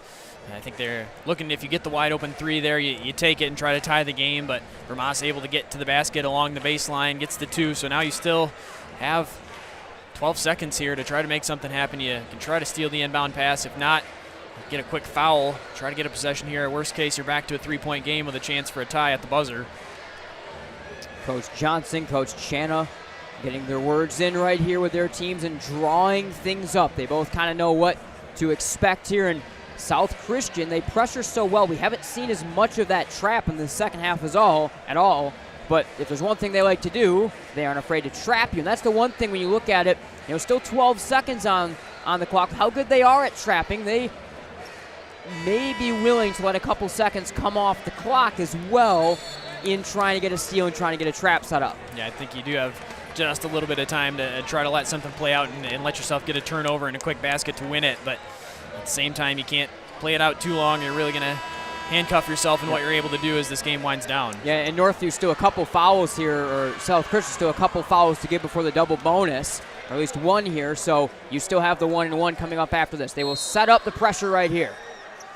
Cam Ryans to throw in left side. Lobs on to Tyron Thomas. Thomas fouled in the corner by a late arriving Maidendorp. I think that's 3 on Maidendorp, 9 on the team, 10.8 fourth quarter, and that will send Thomas, who's been a lightning rod one way or the other in this game, to the line for a 1-and-1. It looked like the Sailors choosing to leave Thomas open a little bit there. I think that's who they wanted the basketball to go to, and quickly Maidendorp runs over to foul him. Thomas already had, as you said, a couple big plays in this game, some positive, some negative, but looking to end it positively here for the Wildcats. Coach Channa arguing with the official as the ball is thrown in here to Tyron Thomas. Dribbles in rhythm. Frostburg State commit, bends the knees, free throw is up, free throw is short off the front rim, 1-point game, 10 seconds. Thrown right side, Jake Vermas, over the timeline. Vermas, right wing, defended by Jefferson, crosses him up, enters the lane, left-hand shot, off the window, no good, rebound Swartz, less than a second to go. Now the horn sounds. Vermas wants a foul. Let's see if we have time put on the clock here. I think we're going to. Wait. There's not a foul call. They're explaining things right now to the scorer's table in front of us. There's a lot of confusion. Looks like we're going to have 0.9 on the clock. Yeah, I think calling a foul on the Sailors, I believe. Okay. So Wildcats going to be shooting free throws here. A miss from Vermas, but a foul with enough time left that it's going to be a 1-and-1 yet for the Wildcats with just under a second. And pretty good take from Vermas, and there was some contact there, but they haven't really been calling that all game long. And I never like having a foul called on anything at the end like that. Yeah, Vermas looked like he was either looking to the bench to try to get a play call or see if there was going to be a timeout. So a little bit delayed on going towards the basket. Still enough time that he wasn't rushed too much. All right, Parker Swartz at the line with a 1-point lead with 0.9 on the clock. Here's Swartz, first free throw, good. Can make it a 3-point game here. Here comes Weiss back into the game for Brinks. So it's setting something up, and it's a heave right here in all likelihood. Second for Swartz at the line. Bends the knees, free throw up, free throw no good. On to Vermas, slings it 3/4 of the court. That one's well short, and Northview hangs on, 48-46. We'll do a quick Centennial Securities post-game, or sorry, Scott Bates Farmers Insurance Agency post-game show, and get out of here and then hand it on over to our Grand Rapids Catholic Central team. Post-game show for South Christian basketball presented by Westhouse Home Improvement. And the player of the game is presented by Buist Electric. And Chandler, a lot of options to go right here, but E.J. Ryans, he's the top recruited guy on this Northview team, and he really loved. Tyron Thomas had the big plays, but Ryan's kind of the guy that helped lead things. Yeah, on a team that has so much talent, E.J. Ryan's the one that stood out and led the way in scoring, but definitely able to hit some shots early on when Northview was down a little bit, able to keep them in the game and then eventually take the lead. All right, again, Buist Electric, player of the game, also Centennial Securities player of the game. We'll get them to mention as well. And the West House Home Improvement post-game show, a brief one. Thanks to Centennial Securities, thanks to Farmers Insurance, thanks to Michigan Sports Radio, thanks to Chandler Timmer. I'm Nate Dry. We're going to hand over to Eric and company now so they can get their broadcast underway. We'll see you next time. What a day at the Invite.